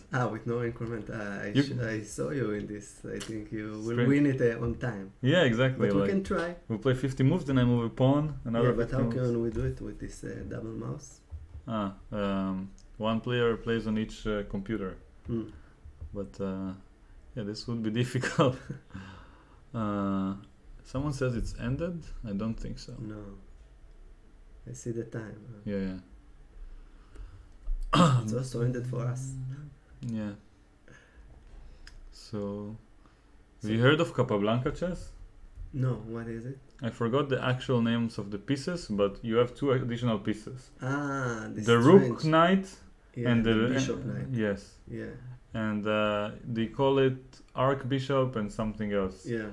And there is the version of 10x8 board, which is Capablanca's suggestion, and then there is Serawan's idea, which they call Serawan chess, where you have an 8x8 board, and the first piece that you move from the first rank, you can place one of these 2 pieces instead of it. Yeah. So like while you do it. So for example, okay, it's a little bit off topic, but if you were, let me just quickly demonstrate, in this position, which is the famous Berlin defense that thankfully we did not see in this match here. So you could have taken here and put this rook knight here, and it was checkmate in 1 move. Wow. Yeah, just to understand. Nice. And I think they're working on a platform so that people will be able to play this amazing game online. So I will definitely want to give it a try. It may already exist, because I've seen Serawan playing it somewhere. Not sure if it was on an actual board or not. So a3. But maybe we play this position. You want? I want to change the rules. Okay, but what do we do? Like, if you want to just make moves now? Yeah, I will be white, for example, and you will be black. Okay, so I'm playing black. Yeah. Your move. Okay. You try to win, yeah? You are better than me. So only on paper. Chance. Yeah, I know, you have a... Okay, so I'll follow the principles. So I want to put... If I was the strong side, by the way, if I actually had winning chances, the rule is to put your pawns on the opposing bishop's color so that you can limit it. And then, of course, if you can defend it with the king and try to move them forward. If you're on the weaker side, you want the pawns to be on the color of your bishop. Weaker objectively and not by rating, Yeah. So Bishop d5, let's say. Just randomly making a move. What do you do? I will make it interesting because we are. I will do this move. Wow, I'm thrilled. Okay, I'll make it boring if I may. Playing for a win. Okay, so now we have something to work on. Okay. Enjoy the work. Actually, here you may have a chance for passed pawn, but so will I. Yeah. But this is not educational because they won't do it, so I'll continue with the boredom. Okay. Just so I'm not trying to to beat you, I just want to prove a point. Which I'm still not sure what it is. Let's go f5.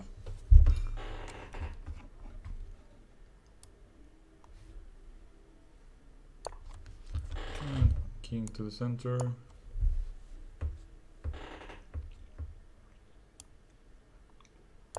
Same for me.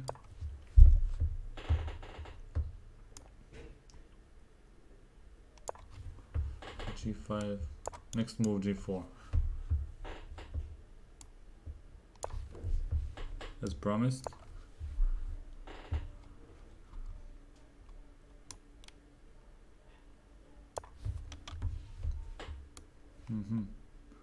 You're actually threatening something which I didn't notice. Here, I thought my bishop on c8 will defend. It kind of does. Let's do it, whatever.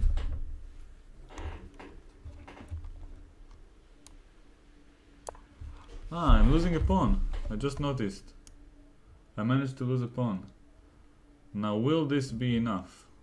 No, but this is for sure you lose a pawn. Yeah. This was disrespectful by me. To the position. Okay.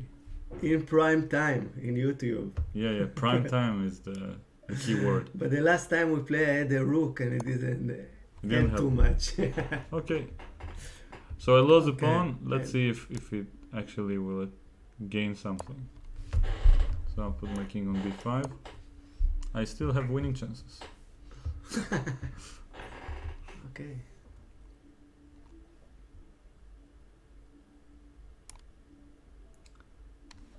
One second. Let's think about it. I managed to actually lose a pawn. That's impressive.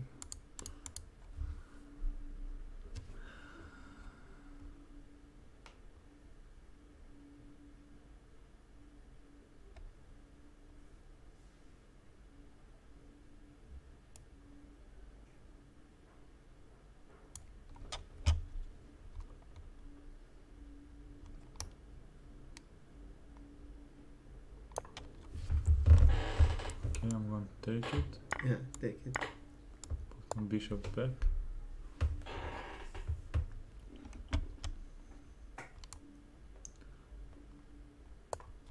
Okay. I'm playing for a win. Yeah, I see. Sadly.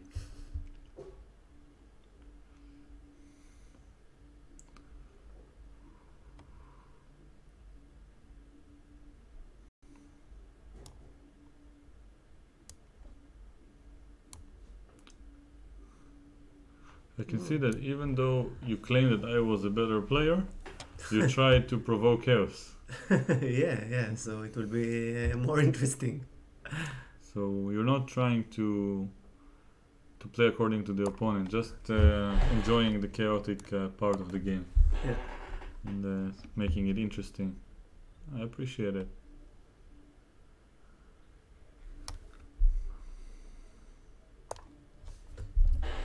Alright.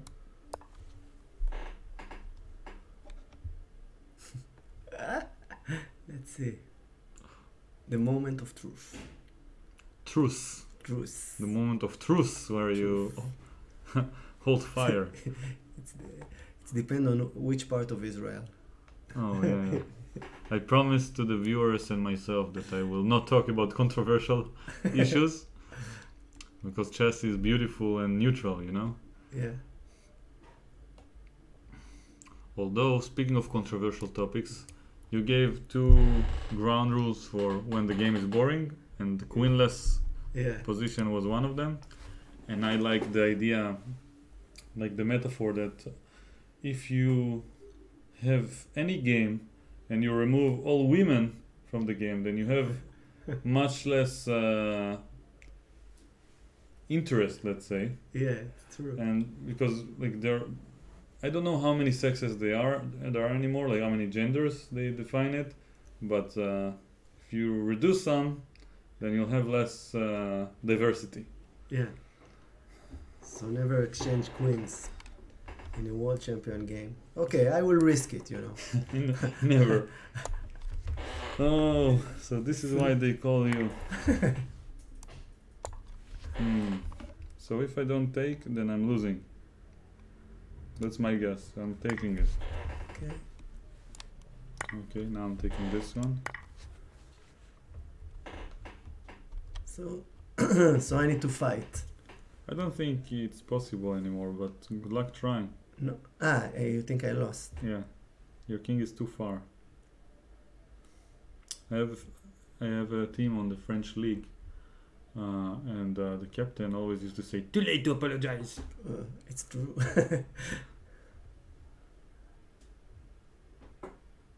I will go to a stalemate. Stealing a mate from the opponent. Yeah.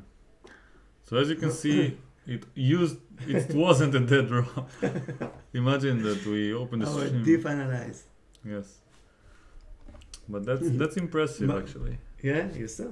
I found something that I can lose it. Yes.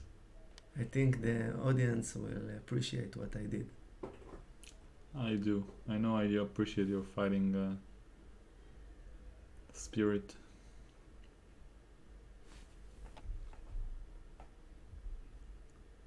They're still thinking after a3. That's ridiculous.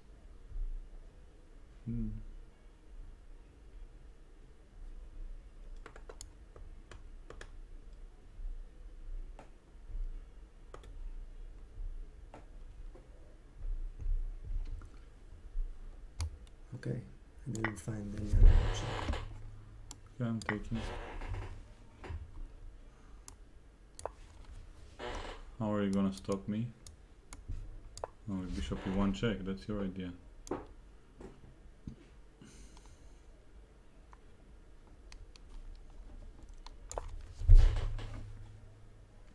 Let's try this. That's the way to do it. And now opposition. G3.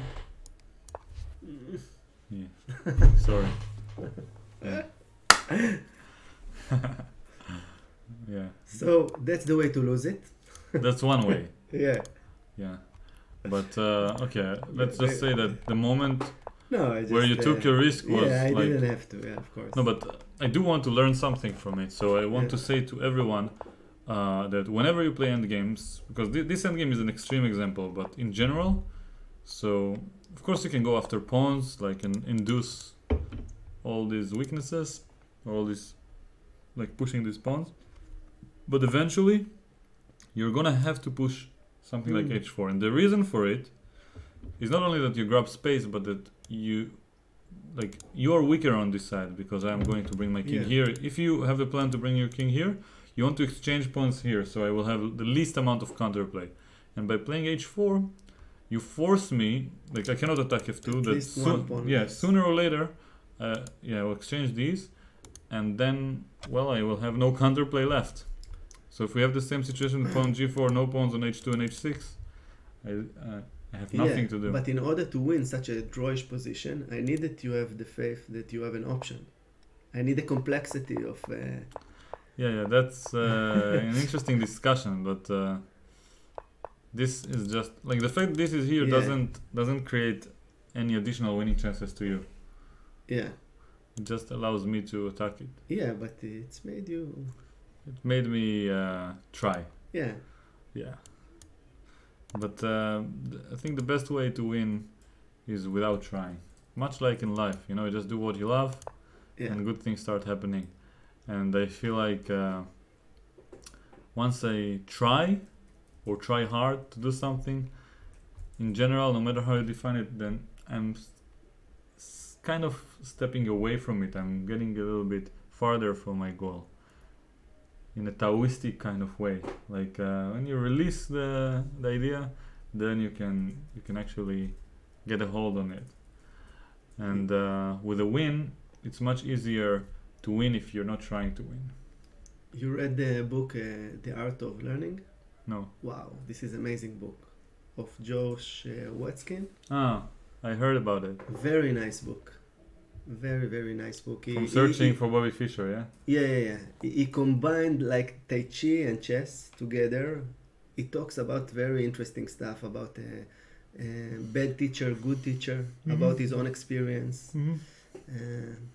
Yeah, very interesting book. I really recommend it. Allow me to share another story about chess that I had with a student. That one time when I was playing with someone that was at this school I mentioned earlier, and during my army service, I had a student which was really afraid to move the knights. He was really unconfident. Like he had no confidence in himself that he can move the knights correctly or do anything good with them. And I had this creative idea in my mind. We had a private lesson, and I just tried it out, and it worked. And what do? Let me ask you. You have a student that has this unexplained fear of moving his own knights. Nightmare. Yes. Okay. How old he is? He was like, I think 8, something like that. 8. A game only with knights? Yes, like and it was special education, so they are a little bit more challenged. Yeah. But a game with 8 knights against 8 knights or something like this? No, we played chess. I wanted to. It was in the middle of a chess game when I realized it. So we have a game going. Okay. And he was actually playing relatively quickly. So, yeah, I don't know if what I did was good. Oh, he's winning a pawn. What is that? No, we said the bishop to c1 or to d5. He gave up a pawn. Why is that? No, he doesn't care. He just wants to bring the king to protect a6. You see? Wow. So your style of sacrificing a pawn. That's really weird. Bishop c7. Wait, a3. King f8 is a really weird move. Why not put it on c4? Just blitzing the moves. Yeah, he wants to put the king here and then sit and wait. So back to the story. Yeah. I was and I just mentioned that the fact that he lost the pawn doesn't change the evaluation, so that's why we're not addressing it too much. So the kid didn't want to move the knight, so we played. I captured all of his pieces and stalemated his king and forced him to capture all of my pieces with his knights, eventually getting him to checkmate my king. Great. And yeah. You find a challenge, yeah. And after this session, he was no longer afraid of moving the knight. Nice. And yeah. And when I did it, like when I started with this idea in my mind, I was like, no, that's my sick mind. And then when it actually worked, I was like, maybe I should listen to myself a little bit more when it comes to silly ideas. Yeah. That are mainly funny. I also, in The Art of Learning, I have a story with this book. Yeah. I had also a pupil, but he was like 30. Yeah. And his only concern was to win against his neighbor. He didn't want to learn that much. He looked for tricks in the opening, his learning was really shallow. He didn't want to go deep to learn something that will never occur on the board. Mm-hmm. But he took a lesson every week. And then I had this book and I gave it to him after 2 years of lesson every week. And it's about tricks, about openings, staying in that area. He read the book and he was really amazed by the book, and we have a lesson. And in this lesson, all the good stuff as a teacher and pupil can happen in this lesson. It's like he asked question not in order to win the neighbor. He wanted to learn. And it was like the perfect lesson. And then he said to me, you know, I learned what I needed, and it was our last lesson. Wow, that's what he said? Yeah. And he still have the book. What was the book? The Art of Learning. The same one? Yeah. Wow. Yeah. And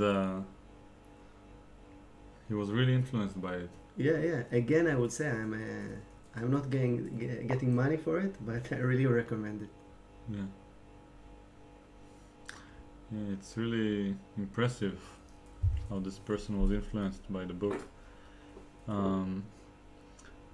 So we had an interesting discussion. Maybe we can involve the viewers, because we'll have comments even long after this game will finish, and some thinkers might encounter this problem that we spoke about yesterday. So remember, you told me that you have this budget and that you want to arrange a tournament where beginners have a chance at winning the tournament. And so the I don't know how to phrase it exactly, even in Hebrew, but I would say that from the way I perceived it, is that he wants to bring chess to the people in such a way that everyone will feel like they have a chance of winning the tournament. Yeah, I want really to play a bit with the probability that a weaker player can win. Yeah. Just to change it a bit, you know, not radically. Yeah. In the tournament. This is the main idea. Yeah. But I don't want to harm the game. Yeah. Like I don't want to take one piece out or change the time. Yeah. I want to maintain the chess game as a whole. Yes. Just change the tournament points. This is my idea. Yes. The how do you call it? Not pointing system, right? Forgot the word. Like the ranking system or scoring system, yeah. So, you maintain the game's the rules and authenticity, and you try to take to make a change with the points. Yeah, can I share it? Yeah. So, of course, I would love you to share it. But maybe we see the viewers. The chat. Yeah. So, the point is that. Round 1 gains the same amount of points like in any tournament. So if you win, you get 1 point. If you draw, you get half a point. And then with every round, you multiply what you did by the number of the round. So round 2, you get 2 points if you win, 1 point if you draw. Round 3, 3 points or 1.5. Yeah. Or 0, of course. Round 4, you get 4 points or 2 points if you win. And so on until round 8, where you get 8 points for the win. And in this way, a lot of players who are playing a little bit less than perfect, let's say in result-wise, will have some statistical chance to win first place in the tournament. And I have to make it clear, because it took me a while to understand that in this tournament there will only be a first prize, most likely. Yeah. Because the second and third prize are going to be chaotic. Too chaotic. But the first prize can provide a lot of chances for people in the middle of the table to, not a very high chance, but let's say if you get the maximum amount of points, 6.5 out of 8 or 7 out of 8 above everyone else, and you get 100% chance of winning the tournament, and in this case you may have 60 or 70% chance, or maybe a bit more. So this way it can be more interesting for the lower performance or lower performing players who will still have motivation to win every single game until the very end, and it will be a little bit more about the people and about the socializing, and and if this tournament actually achieves the public's interest in a way, like if we can get a lot of people to play and have fun, then maybe it will be easier to find budget for it, because you get only one prize and you can arrange it more regularly. Yeah. And also it's invite other people, because usually the prize go to the best players. Yes. And also in a tournament, the target of a tournament is to show who is the best, which is seem very normal, but many people don't go to tournamental chess because of it. Yeah. There is no coincidence, not in the game, not in the tournament. Yeah. So I want to put some coincidence, an option. Yeah. This is the main idea. So 16 years old Asaf would have gone to this tournament? Like if he... Or 18 years old? You know, I like the game that much that I'm not the audience of this tournament. The audience of this tournament is people that don't go to tournaments. Yeah. Would not go to tournaments because they don't stand the chance not to win, and they don't like the atmosphere. The atmosphere is very tight, and it's to change that aspect of the game, of the tournament. You mentioned the problem of this rating system.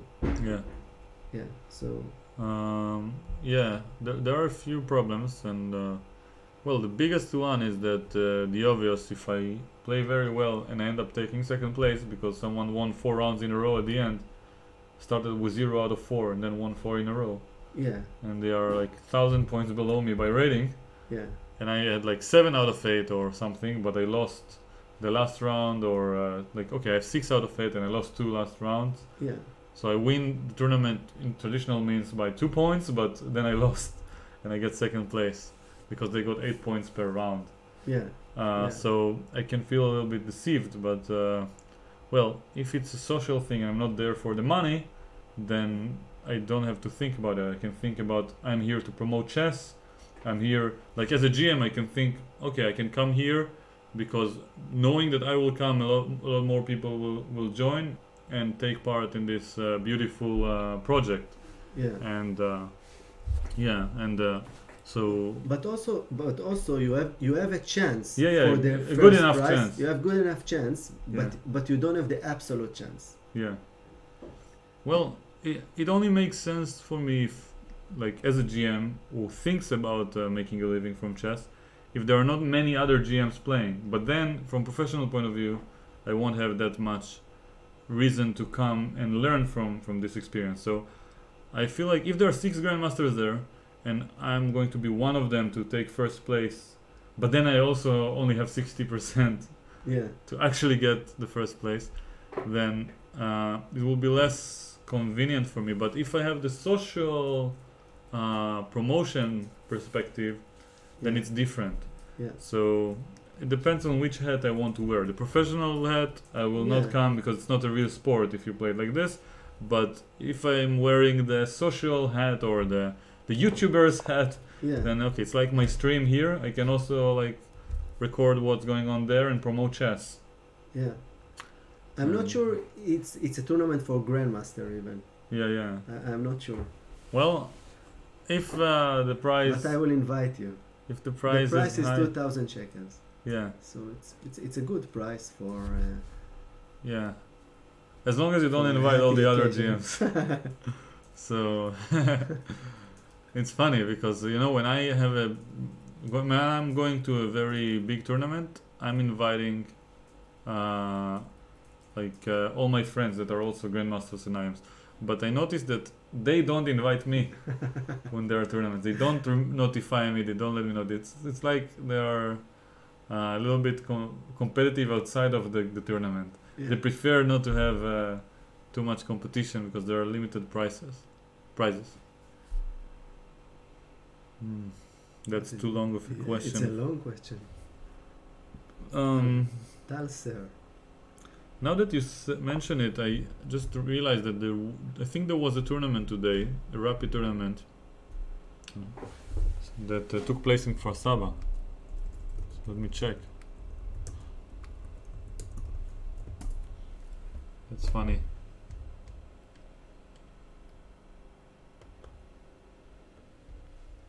There was an actual tournament today with a decent prize fund.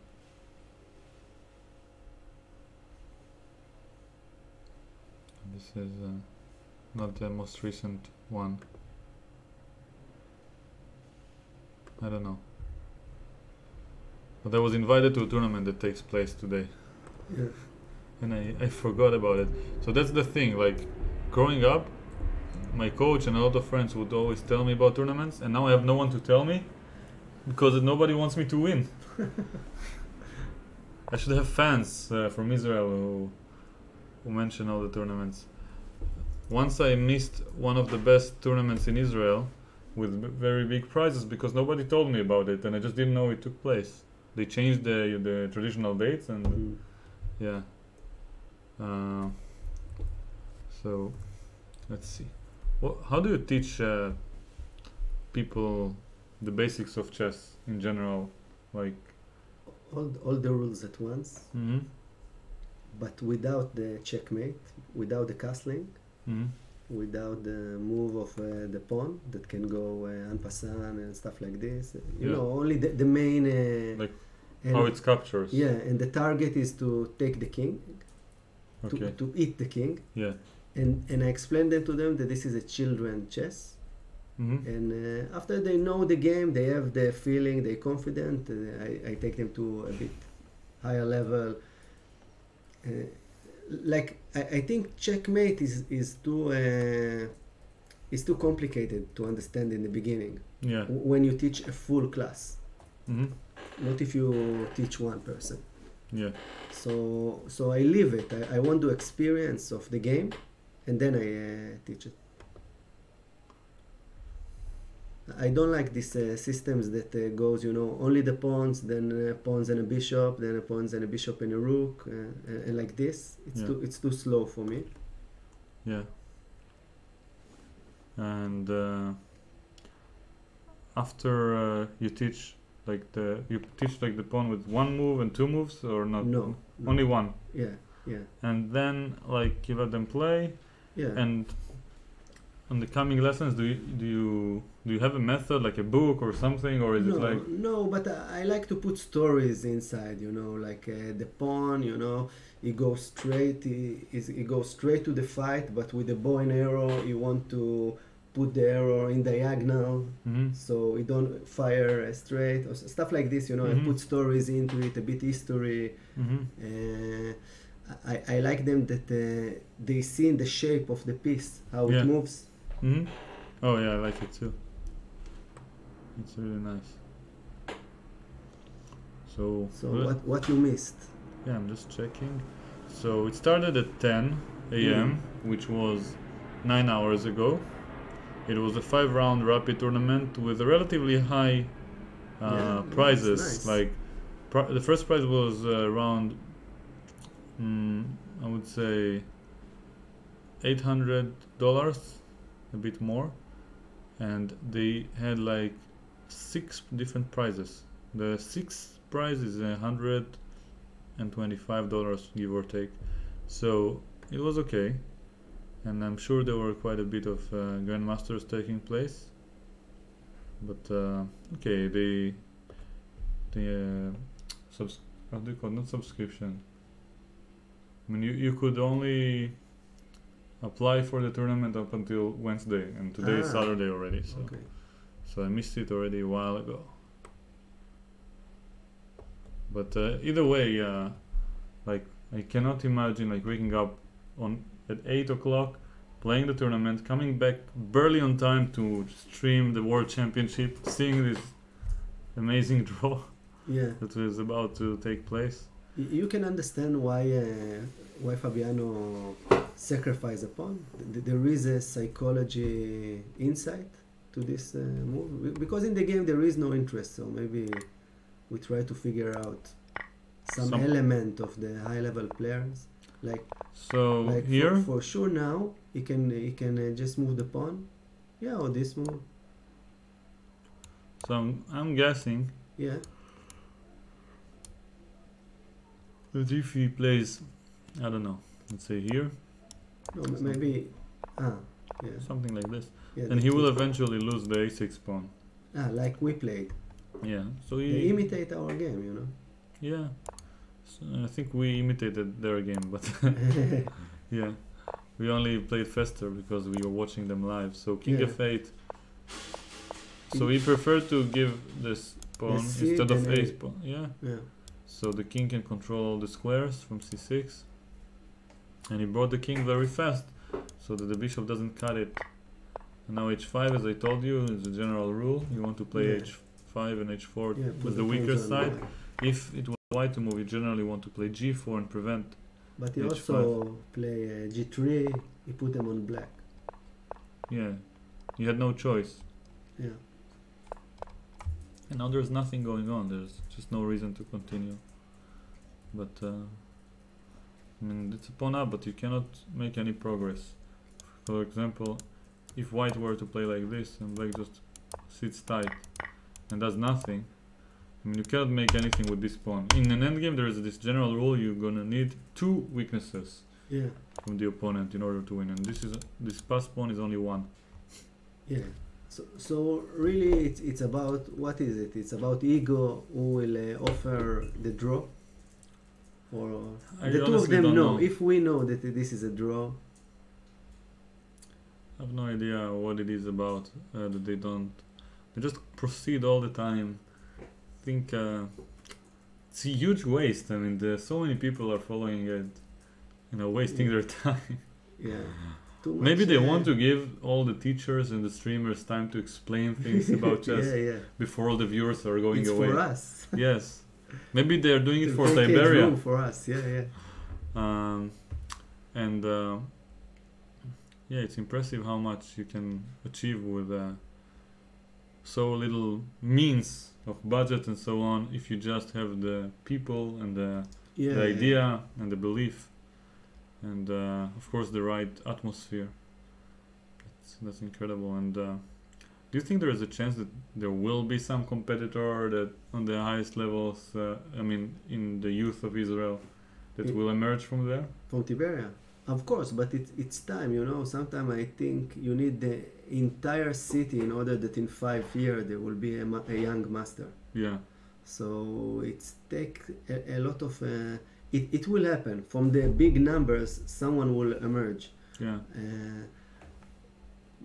But I'm not on it. Yeah.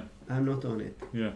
It's a byproduct. It's a byproduct. It will happen. Of course, I will love it. There is tournaments in Tiberia that happen every week for free. There is 2 free tournaments every week. There is 1 tournament to very low budget, just for the water or something and cookies. Wow. And there is lessons, many of them for free. Wow. Yeah, and everything with a lot of volunteering. Mm-hmm. And it will happen. I don't know when. And I know quite a bit of people who were definitely successful in their life and in their career and many other aspects, and a lot of them give credit to chess in a similar fashion to what you have earlier. You said that it kind of gave you a second chance or some form of self-esteem and so on. I think the game of chess also, in a way, protects people from themselves or from society, because nowadays, especially children, are prone to being like this all day, and less like this. Yeah. And when they are playing chess, they are magically forced to be away from their phones. Yeah. Even, of course, you can ask them to do so, but it's a given almost. And you don't have to ask them to sit down. You don't need medicine for it. It's like something that gets even the most hyperactive people to sit down, even for a bit, and concentrate on something if they like it. And I feel like it's really special that the game has such effect on people, and that if they do it for a few hours throughout their childhood, then it could potentially be these few hours that they were not outside spending time with the wrong people, or just being bored and making mistakes that some children do. Yeah. It's definitely a gift in time, in a period, in a technology that don't give time to people. Yeah. In a quiet time. Yeah, I have a question which is a little bit, I would say, against the nature of the project, but I'm just curious how you'll tackle it. So you heard of leeches, right? Yeah. So how would it sound to you intuitively if the city would want to integrate leeches into the project from the school's computer point of view? Great. Like if the kids were to play chess online and maybe put chess on their phone and play blitz on leeches. First of all, they do it. Wow, that's impressive. I'm impressed. They do it. Of course they do it. Of course I would be happy that everything that goes with chess would happen. Yeah. Humans, computers, its parents, everything. I love it. I think it's a really easy question. Yeah. For me, it's really easy because I'm not disapprove it. It's great. Yeah. There are many features. There are many needs. I think it's better for children to play chess in a computer than play other games. Mm-hmm. Easier? Not easier, but better. Better, of course. Better of course, from the human values, social, for our future, everything. Yeah, even though it's a war game, it's not. You're not really killing. I mean, all the games essentially symbolize some form of a conflict. Yeah. I mean, you have a goal, you have an idea, you have an opponent or something. Even if you're together, you have a conflict with the game. So there's always something to achieve and effort to be made somehow. I think as a human we have conflicts. Yeah. So it's part of us. So this is one game that you are not with conflict with yourself, but with your opponent. So it's I love it. Yeah.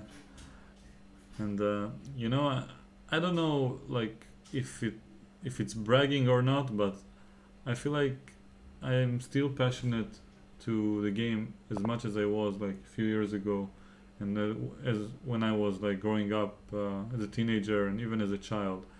And a lot of people told me that over the years my passion for it will reduce, and that I should probably go to study, in university and think ahead because it will reduce someday, so I might as well kill it now. Yeah. And I'm so happy that I didn't give up because like it still works, like the magic still exists. Yeah. And I still love playing and I still love meeting people through chess and I love the community. I feel like there's so much potential for it, and I'm so lucky to have involved in this game without even knowing what it was in the first place. I didn't know about technology, about the computers and the representation of the board. I didn't know about the people, the community. When I started, it was just a game to play and move pieces. And now... Yeah, it's opened a lot of things. Like chess. The average... So I'm 26 years old, a little bit more. Like 26 and a quarter is what I like to say in Hebrew. And when I'm talking to, let's say, my colleagues, whether it's from school, friends, or around the same age, if they don't have anything major going on in their life, and they usually don't, then they have to distract themselves somehow. So they go to study, they go to work, they somehow become slaves, and they don't know why, and they are just struggling, but they don't know what for. And with chess, I feel like I don't have to struggle, like something will emerge. So I tried being a player once, I still have ambitions, but I kind of gave up the dream of becoming the world champion or close to it, and that was okay. Then I tried becoming a coach. I still do.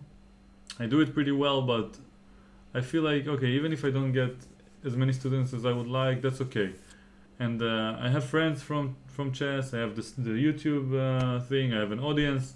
I have other things, and it's just like a never-ending source of inspiration that I can share and receive from people.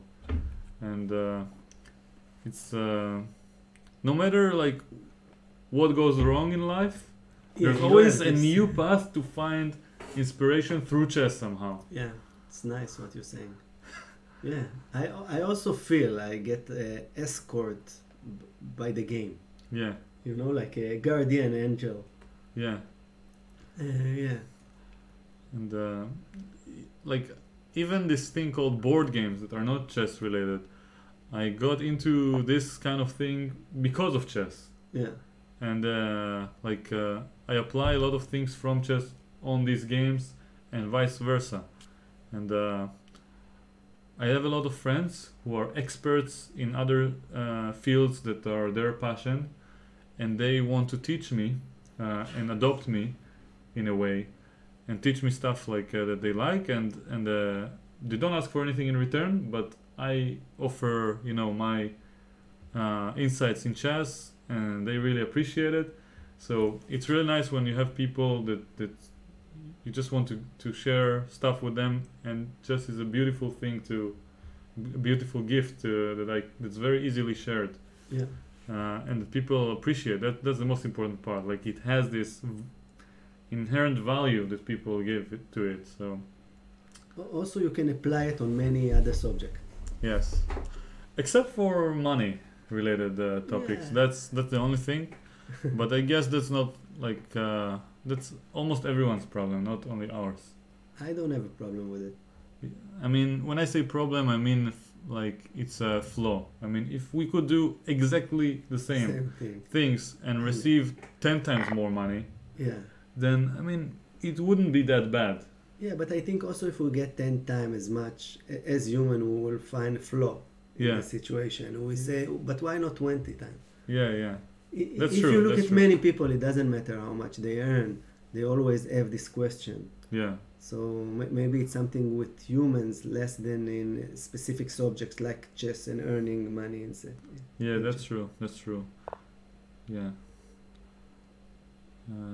But I think there is a potential to earn money from it, not to be a rich person, but like everything else, if you find something creative about it, something that give people something.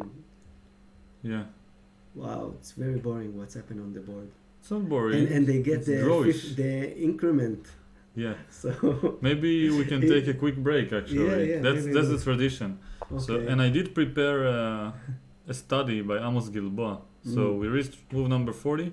We'll take a quick break after Bishop H6. Then probably we'll have finished the game after we are back. But if we will have time, we'll decide on the break. We'll play a game or two. We could also show the solution of the study, that's for sure. And here it is, over here. So you can still see the game board on the lower right side of the window. And well, it's white to play and draw. Beautiful study. And believe me, there is a solution. So take your time, and I'll see you soon. Just a few minutes.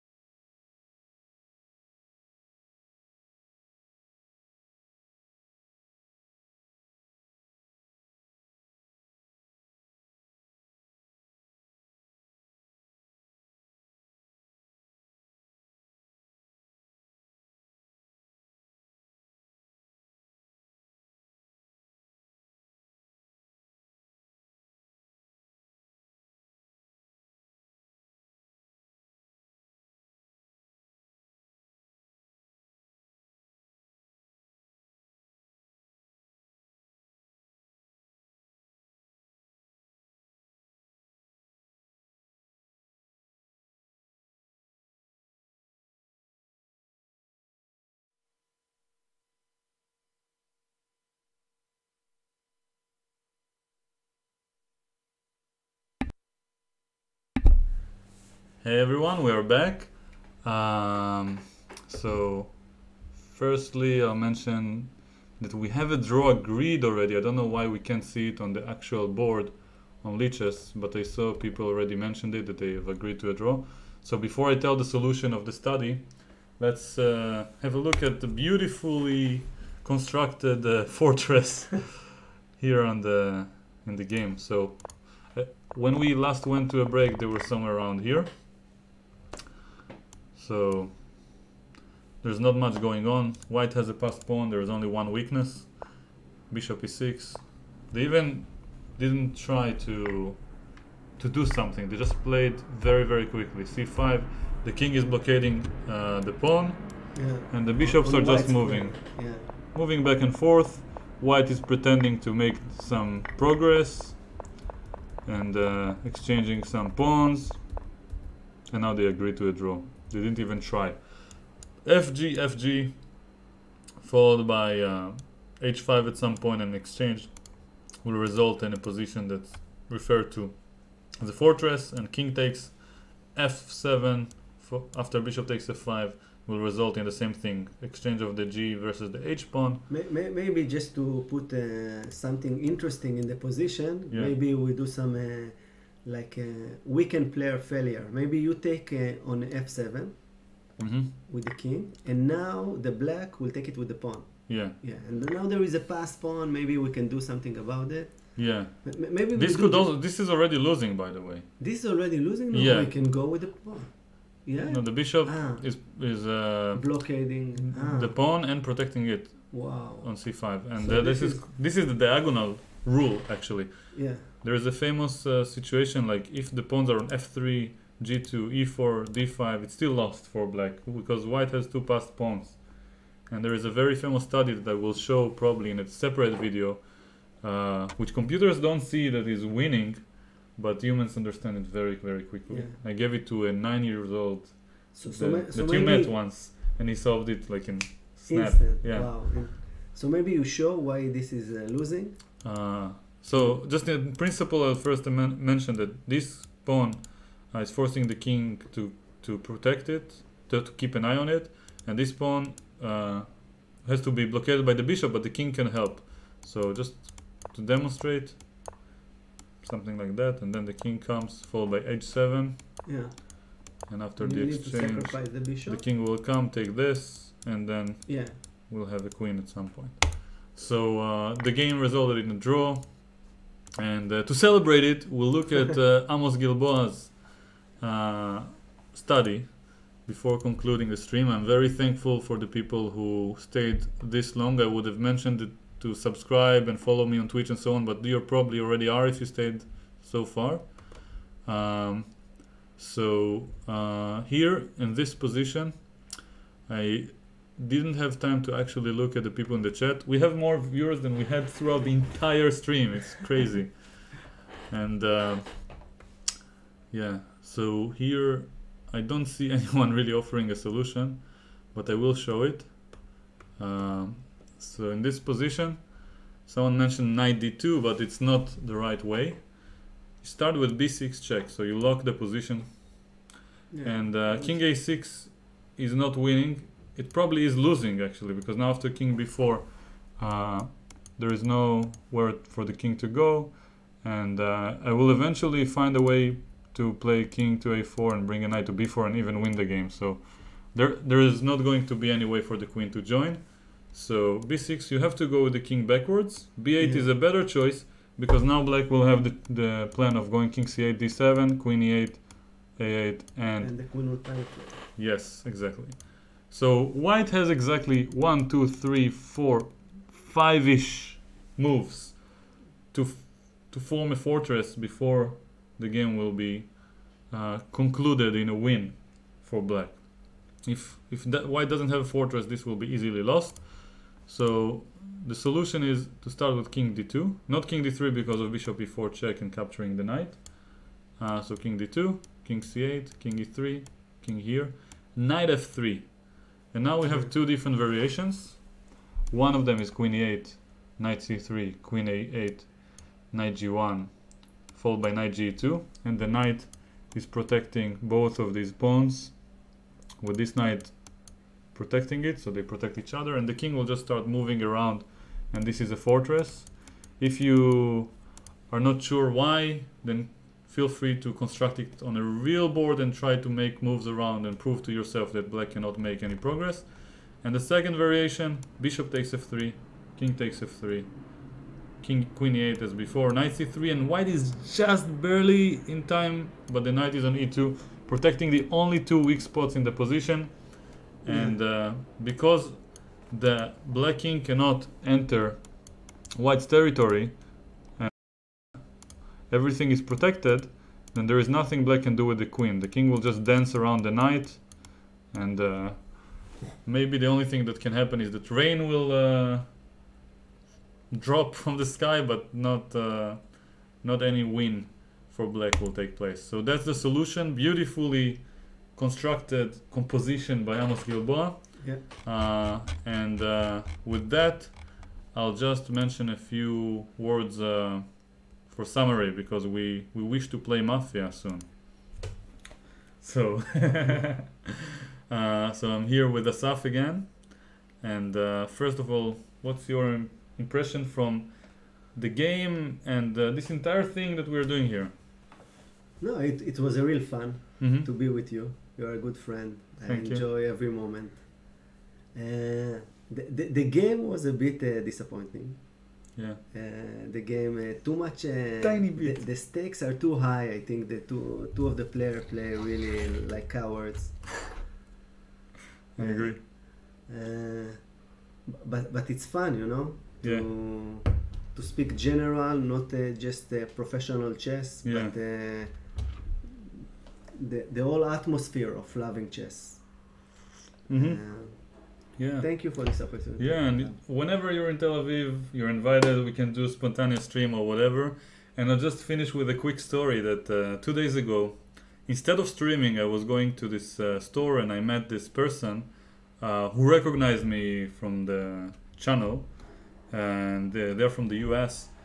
And I won't tell all the details of our encounter and the insights and the different discussions that we had, but the bottom line is that after talking for like half an hour, they looked at me and they were like, I don't understand it. You're so nice. I thought you were a mean person based on what people said on you on the internet. Like all they knew about me except for my channel is like bad things that they heard and so on. And it's quite remarkable to see like how different it is, like to hear about people through the media versus actually spending time in person. And that's the real thing that chess is about. And I think that Asaf is not only like talking and speaking and has like the knowledge of it, he's just a living proof who adds actions to his beliefs, and that just influence so many people and creates beautiful things here in Israel. And I wish there will be many more people like this in general, and especially in the chess world. And I'm hoping that within, I don't know, 10, 20 years, however it will take to become one of them. So thank you everyone for watching. I very appreciate Asaf for joining last minute to help me out with the stream. And shout out to all the students, Liad, Tama, your sister, and all the people here from Tiberia who were here earlier that were speaking in Hebrew in the chat. And I'll see you. Also for tomorrow, I wish it will be a draw. Yeah. Then Wednesday it's gonna be fun. Yeah. Maybe we can continue. Yeah, maybe we'll go a location in some pub or something. Change a bit the atmosphere, be open to various questions live. Yeah, for sure. So I'm off to play some Mafia. I'll probably make a video about it at some point as well. And thank you all for staying so far and enjoying the stream. And it's far from obvious to have an audience. And I will see you all in the next draws. Bye.